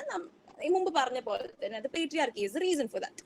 പിന്നെ ഉള്ളത് നാച്ചുറൽ മെത്തേഡ്സ്. തീരെ റിക്കമെൻഡ് ചെയ്യാത്ത മെത്തേഡ്സ് ആണ് നാച്ചുറൽ മെത്തേഡ്സ്. നാച്ചുറൽ മെത്തേഡ്സിൽ നമ്മളിവിടെ കാണുന്ന calendar rhythm method. Calendar rhythm method എന്ന് പറയുന്നത് അബ്സ്റ്റിനൻസ്. ഒരു പീരീഡിൽ നമുക്ക് ഓവുലേറ്റ് ചെയ്യുന്ന പീരീഡ് ഏതാണെന്ന് അറിയെങ്കിൽ ആ പീരീഡിൽ നമ്മൾ സെക്സ് അബ്സ്റ്റെയിൻ ചെയ്യാം. മെത്തേഡ് എന്ന് പറയുന്നത്. പിന്നെ ഉള്ളത് കോയിറ്റസ് ഇൻട്രപ്റ്റസ്. കോയിറ്റസ് ഇൻട്രപ്റ്റസ് എന്ന് പറയുമ്പോൾ ഇജാക്കുലേറ്റ് ചെയ്യുന്നതിന് മുമ്പ് പീനസ് വിഡ്രോ ചെയ്യാം. വിഡ്രോ ചെയ്ത് കഴിഞ്ഞാൽ സീമൻ യൂട്രസിലോട്ട് എത്തില്ല. പക്ഷെ ഇതിനും ഗ്യാരണ്ടി വളരെ കുറവാണ്. പിന്നെ ഉള്ളത് ലാക്ടേഷണൽ എംനോറിയ. ലാക്ടേഷണൽ എംനോറിയ എന്ന് പറയുന്നത് ഒരു വുമൻ ലാക്ടേറ്റ് ചെയ്യുന്ന സമയത്ത് ഓവുലേറ്റ് ചെയ്യാനുള്ള സാധ്യത വളരെ കുറവാണ്. ഇത് 100% ആണെന്ന് പറയില്ല. ലാക്ടേറ്റ് ചെയ്യുന്ന സമയത്ത് ആ ഒരു സ്ത്രീക്ക് ആ ഒരു ഏത് ജെൻഡർ ആണെങ്കിലും ആ ഒരു ജെൻഡറിന് പ്രഗ്നന്റ് ആവാനുള്ള സാധ്യത വളരെ കുറവാണെങ്കിലും 0 അല്ല. അപ്പൊ ഈ മെത്തേഡും is not at all recommended. ഇനി നമുക്ക് വളരെ കോമൺ ആയിട്ട് യൂസ് ആണ് ഐപിൽ. ഐപിലിനെ കുറിച്ച് സംസാരിക്കാം. ഐപിൽ ആക്ച്വലി ആക്ട് ചെയ്യുന്നത് 3 മെക്കാനിസത്തിലൂടെയാണ്. നമ്മുടെ എൻഡോമെട്രിയത്തിന്റെ നേച്ചർ അൺസ്യൂട്ടബിൾ ഫോർ ഇംപ്ലാന്റേഷൻ ആക്കുകയും സെർവിക്കൽ ഫ്ലൂയിഡ് മാറ്റി അൺസ്യൂട്ടബിൾ ഫോർ സ്പേംസ് ആക്കുകയും ചെയ്യും. പിന്നെ ഓവുലേഷൻ പ്രിവെന്റ് ചെയ്തിട്ടാണ് നമുക്ക് അൺവാണ്ടഡ് പ്രഗ്നൻസി ഐപിൽ അവോയ്ഡ് ചെയ്യുന്നത്. പക്ഷെ പ്രശ്നം എന്താണെന്ന് വെച്ചാൽ ഇത് വളരെ കോമൺ ആയിട്ട് യൂസ് ചെയ്യുന്നതാണെങ്കിലും പ്രശ്നം എന്താണെന്ന് വെച്ചാൽ കുറെ ഇതുള്ളതാണ്, സിംറ്റംസ് ഉള്ളതാണ്. സെക്സിന്റെ സമയത്ത് മെയിൽസിന്റെ സാധാരണ പീനസ് ഉള്ള ആളുടെ ഇഗ്നോറൻസ് കാരണം, കോണ്ടംസ് യൂസ് ചെയ്യാനുള്ള ഇഗ്നോറൻസ് കാരണം, അല്ലെങ്കിൽ ഫീമെയിൽസിന്റെ കോണ്ടംസ് യൂസ് ചെയ്യാനുള്ള ഇഗ്നോറൻസ് കാരണം അതിന് സെക്സിന് ശേഷം എടുക്കേണ്ട പിൽ ഐ പിൽ കാരണം ഉണ്ടാകുന്ന സിംറ്റംസ് ആണ് ഈ പറയാൻ പോകുന്നത്. It causes nausea, mood swings, heart burn, vomiting. Menstrual cycle disrupt ചെയ്യാം. കണ്ടിന്യൂസ് യൂസ്, റിപ്പീറ്റഡ് ആയിട്ട് നമ്മൾ യൂസ് ചെയ്തുകൊണ്ടിരുന്നാൽ നമുക്ക് കൺസെപ്ഷൻ റേറ്റ് ഉണ്ടാവില്ല, എന്ന് വെച്ചാൽ ഇൻഫെർട്ടിലിറ്റി കോസ് ചെയ്യാം. പിന്നെ ഉള്ളത് നമ്മൾ ഇവിടെ പറഞ്ഞ എല്ലാ കോൺട്രസെപ്റ്റീവ്, കോണ്ടംസ് അല്ലാത്ത എല്ലാ കോൺട്രസെപ്റ്റീവ് മെത്തേഡ്സിനുള്ള ഒരു പ്രശ്നമാണ് STDs പ്രിവെന്റ് ചെയ്യാൻ പറ്റില്ല. So it's always recommended to use condoms after during sex. പിന്നെ ഉള്ളത് ഞാൻ മുമ്പ് പറഞ്ഞ പോലത്തെ മെൻസ്ട്രൽ സൈക്കിൾ ഡിസ്ട്രപ്റ്റ് ചെയ്യാനുള്ള കാരണം നമ്മൾ ഹോർമോണൽ ഇംബാലൻസ് ആണ്. അത് വേണ്ടാത്ത hair growth, body hair growth, അല്ലെങ്കിൽ ആക്നെ പ്രോബ്ലംസ് ഒക്കെ കോസ് ചെയ്യാവുന്നതാണ്. ഇനി എഫക്റ്റീവ്നെസ്, കോൺട്രസെപ്ഷൻ മെത്തേഡ്സ് യൂസ് ചെയ്യുന്ന എഫക്റ്റീവ്നെസ് പറയാം. ഏറ്റവും എഫക്റ്റീവ് ആയിട്ടുള്ളത് നമ്മുടെ ഞാൻ മുമ്പ് പറഞ്ഞ സർജിക്കൽ മെത്തേഡ്സ് ആണ്. പെർമനന്റ് ആയിട്ടുള്ള മെയിൽ ആൻഡ് ഫീമെയിൽ സ്റ്റെറിലൈസേഷൻ. അത് പക്ഷെ ഇറിവേഴ്സിബിൾ ആണ്. റിവേഴ്സിബിൾ ആയിട്ടുള്ളത് നമുക്ക് IUDs ഉണ്ട്, ഇംപ്ലാന്റ്സ് ഉണ്ട്. ലീസ്റ്റ് എഫക്റ്റീവ് ആയിട്ടുള്ളത് വിഡ്രോവൽ, മുമ്പ് പറഞ്ഞ കോയിറ്റസ് ഇൻട്രപ്റ്റസ്, വിഡ്രോവൽ പ്രശ്നമാവുന്നതിനാണ് അത് പറയുന്നത് എഫക്റ്റീവ് എന്ന് പറയുന്നത്. കോണ്ടംസ് എന്ന് പറയുന്നത് കോണ്ടംസ് ബ്രേക്ക് ചെയ്യാനുള്ള സാധ്യത കാരണമാണ് അതിന് ലീസ്റ്റ് എഫക്റ്റീവ് എന്ന് പറയുന്നത്. സ്പെർമിസൈഡ് ജെൽസ് ഇപ്പൊ യൂസ് ചെയ്യപ്പെടാറില്ല, അത് ലീസ്റ്റ് എഫക്റ്റീവ് ആണ്. പിന്നെ ഈ നടുവിൽ വരുന്ന oral contraceptives, patch, ring, injection, ഇവരുടെ പ്രശ്നം എന്താ വെച്ചാൽ ഇവർ 99% എഫക്റ്റീവ് ആണെങ്കിലും ഇവർക്ക് വളരെയധികം സൈഡ് എഫക്ട്സ് ഉണ്ട്. ഞാൻ മുമ്പ് പറഞ്ഞ പോലെ നോസിയ, ഡിസ്ട്രപ്റ്റഡ് മെൻസ്ട്രൽ സൈക്കിൾ, ഇങ്ങനത്തെ കുറെ സൈഡ് എഫക്ട്സ് ഉണ്ട്. ഇനി പോകുന്നത് മെഷേഴ്സ് ബിഫോർ സെക്സ്. സെക്സിന് മുമ്പ് നമ്മൾ എടുക്കേണ്ട മെഷേഴ്സ് ഞാൻ മുമ്പ് പറഞ്ഞ പോലെ തന്നെ പിന്നെയും പറയുന്നത് പ്രൊട്ടക്ഷൻ യൂസ് ചെയ്യാം. പ്രൊട്ടക്ഷൻ യൂസ് ചെയ്ത് നമുക്ക് STDs അവോയ്ഡ് ചെയ്യാം, അൺവാണ്ടഡ് പ്രഗ്നൻസി അവോയ്ഡ് ചെയ്യാം. ഹെൽത്ത് ആൻഡ് ഹിസ്റ്ററി നമ്മൾ ഡിസ്കസ് ചെയ്യണം. അതിന്റെ കാരണം അയാൾ സെക്ഷലി, ഞാൻ പറഞ്ഞ പോലെ സ്കിൻ ടു സ്കിൻ കോൺടാക്ട് വരുന്ന STDs പ്രിവെന്റ് ചെയ്യാൻ വേണ്ടിയാണ് ഇത്. അയാൾ സെക്ഷലി ഹെൽത്തി ആണോ എന്നൊക്കെ അറിഞ്ഞിരുന്നാൽ നമുക്ക് അത് അവോയ്ഡ് ചെയ്യാവുന്നേ ഉള്ളൂ. പിന്നെ ഉള്ളത് മെന്റൽ ഹെൽത്ത്. മെന്റൽ ഹെൽത്തിന് വേണ്ടിയാണ് we should discuss our sexual preferences. ഒരു സെക്സിന്റെ സമയത്ത് വെറ്റാവുന്നത് വളരെ ഇമ്പോർട്ടന്റ് ആയ കാര്യം നമ്മൾ മുമ്പത്തെ പ്രസന്റേഷനിൽ പഠിച്ചിരുന്നു. അതിലുള്ളത് വെറ്റ് അല്ലെങ്കിൽ സെക്സ് ബിക്കംസ് വെരി പെയിൻഫുൾ. അതിനുവേണ്ടി നമ്മൾ സെക്ഷൽ പ്രിഫറൻസസ് സംസാരിക്കുകയും അത് പ്രീവിയസ് ട്രോമാസ് ഉണ്ടെങ്കിൽ അത് ഡിസ്കസ് ചെയ്യുകയും അങ്ങനെയാണെങ്കിൽ sex will be easier and better experience. പിന്നെ ഉള്ളത് clean sex toys. Sex toys എന്ന് പറയുന്നത് ഇൻഫെക്ഷൻസ് ക്ലീൻ അല്ലെങ്കിൽ ഇൻഫെക്ഷൻസ് ട്രാൻസ്മിറ്റ് ചെയ്യാവുന്നതേ ഉള്ളൂ. അതുകൊണ്ട് ക്ലീൻ സെക്സ് ടോയ്സ് യൂസ് ചെയ്യാം. Measures after sex. Measures after സെക്സിൽ യൂറിനേറ്റ് ആഫ്റ്റർ സെക്സ് എന്ന് പറയാനുള്ള കാരണം vagina and urethra are very close to each other. അതുകൊണ്ട് നമ്മൾ മുമ്പ് പറഞ്ഞ വെജൈനയിലുള്ള നോർമൽ pH മെയിൻറ്റെയിൻ ചെയ്യുന്ന കുറച്ച് ബാക്ടീരിയ ഇല്ലേ, അത് സെക്സ് കഴിഞ്ഞിട്ടോ സെക്സ് സമയത്തോ ഈ ഡിസ്ചാർജ് യുറേത്രയിലോട്ട് ബാക്ടീരിയ ട്രാൻസ്ഫർ ചെയ്യും. ആ ബാക്ടീരിയ ഫ്ലഷ് ഔട്ട് ചെയ്യാൻ വേണ്ടിയിട്ടാണ് യൂറിനേറ്റ് ആഫ്റ്റർ സെക്സ് എന്ന് പറയുന്നത്.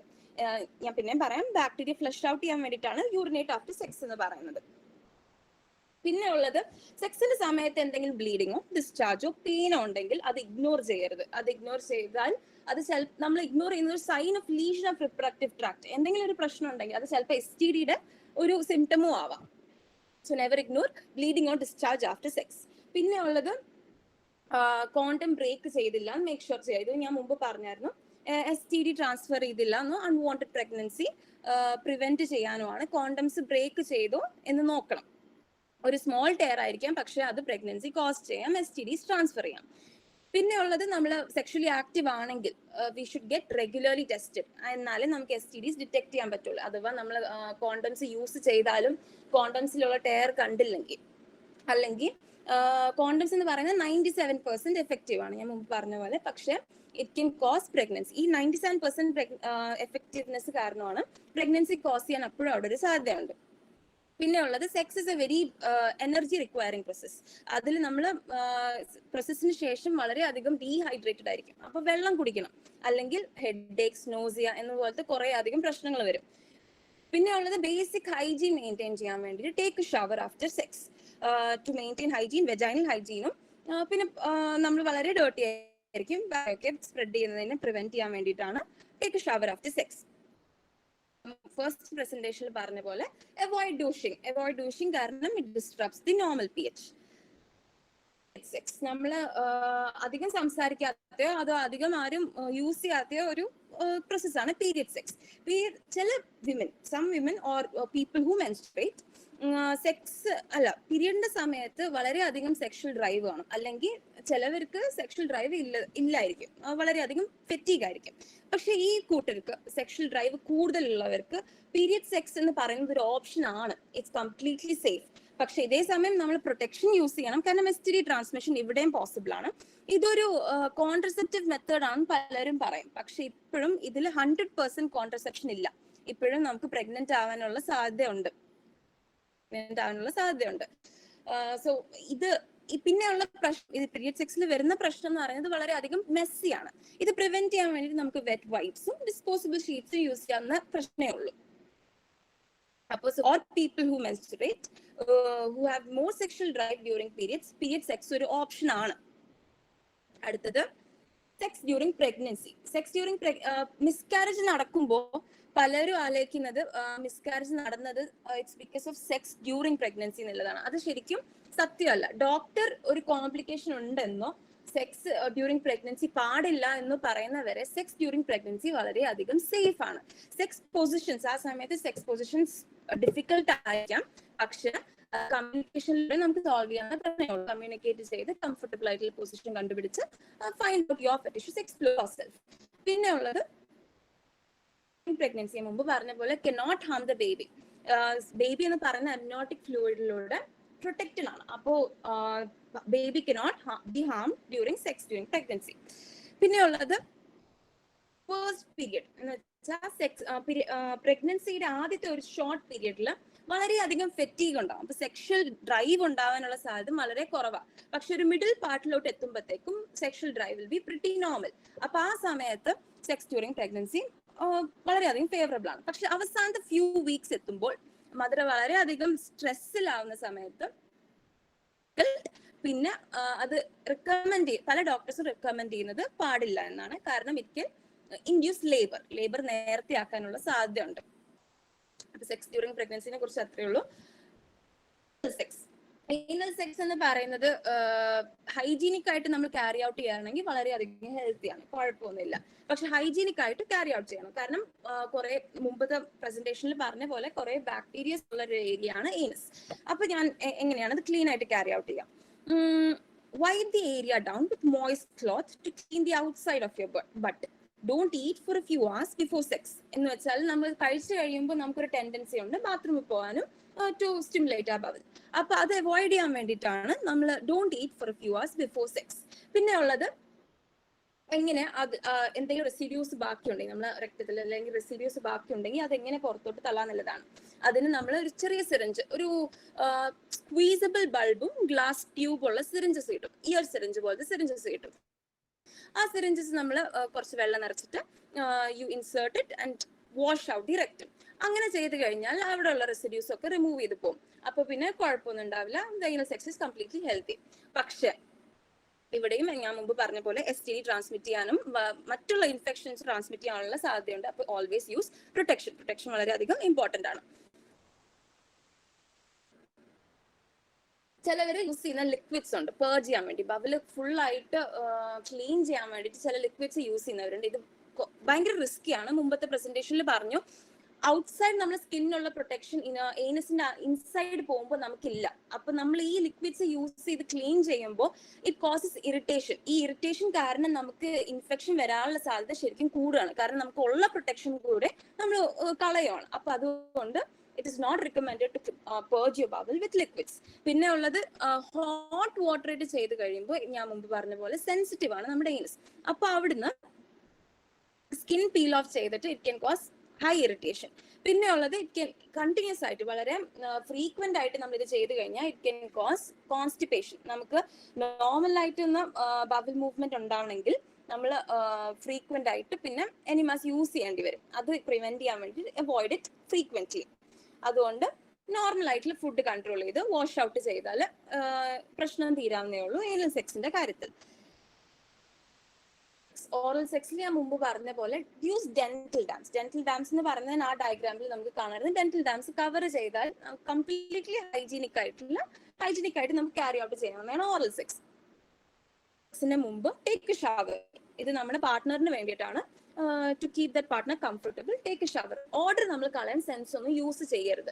പെർഫ്യൂംസ് സെൻസോ യൂസ് ചെയ്ത് കഴിഞ്ഞാൽ മുമ്പ് പറഞ്ഞ പോലെ വെജൈനൽ ഹൈജീൻ ഡിസ്ട്രപ്റ്റ് ആവും. അവിടുത്തെ pH മാറി ബാക്ടീരിയ ഇൻഫെക്ട് ചെയ്യും. ഉള്ളത് യൂസ് കോണ്ടംസ്. കോണ്ടംസിന്റെ ഫ്ലേവർ എന്ന് പറയുന്നത് ശരിക്കും ഓറൽ സെക്സിന് വേണ്ടി, ഫ്ലേവർ ഇസ് ഫോർ ടേസ്റ്റിംഗ്. അപ്പോൾ ഓറൽ സെക്സിന് വേണ്ടിയിട്ടാണ് കോണ്ടംസ് ഫ്ലേവർ ആയിട്ടുള്ളത്. പിന്നെ ഉള്ളത് cleanse your mouth after oral sex to avoid infections. മുമ്പ് പറഞ്ഞ പോലെ ഈ ഓറൽ സോഴ്സ് ഒക്കെ അവോയ്ഡ് ചെയ്യാൻ വേണ്ടിയിട്ട് wash your mouth to prevent bacterias to getting into your throat. Presentation ആർക്കെങ്കിലും എന്തെങ്കിലും ഡൗട്ട് ഉണ്ടോ? ഏത് ടോപ്പിക്കിൽ, ഇതുവരെ പറഞ്ഞ ഏത് ടോപ്പിക്കിൽ ആർക്കെങ്കിലും എന്തെങ്കിലും ഡൗട്ട് ഉണ്ടെങ്കിൽ ചോദിക്കാം, ചാറ്റ് ബോക്സിലോ ചോദിക്കാം.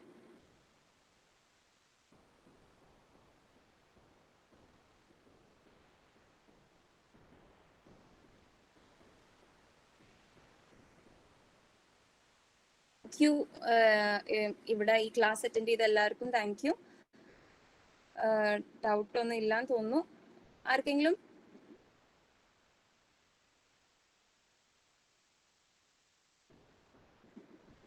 ആർക്കെങ്കിലും എന്തെങ്കിലും ഡൗട്ട് ഉണ്ടെങ്കിൽ ചാറ്റ് ബോക്സിൽ മൈക്ക് അൺമ്യൂട്ട് ചെയ്ത് ഫ്രീ ആയിട്ട് സംസാരിക്കാവുന്നതാണ്. ഡൗട്ട്സ് ഒന്നും ഇല്ലെങ്കിൽ നമുക്ക് സെഷൻ വൈൻഡപ്പ് ചെയ്യാം.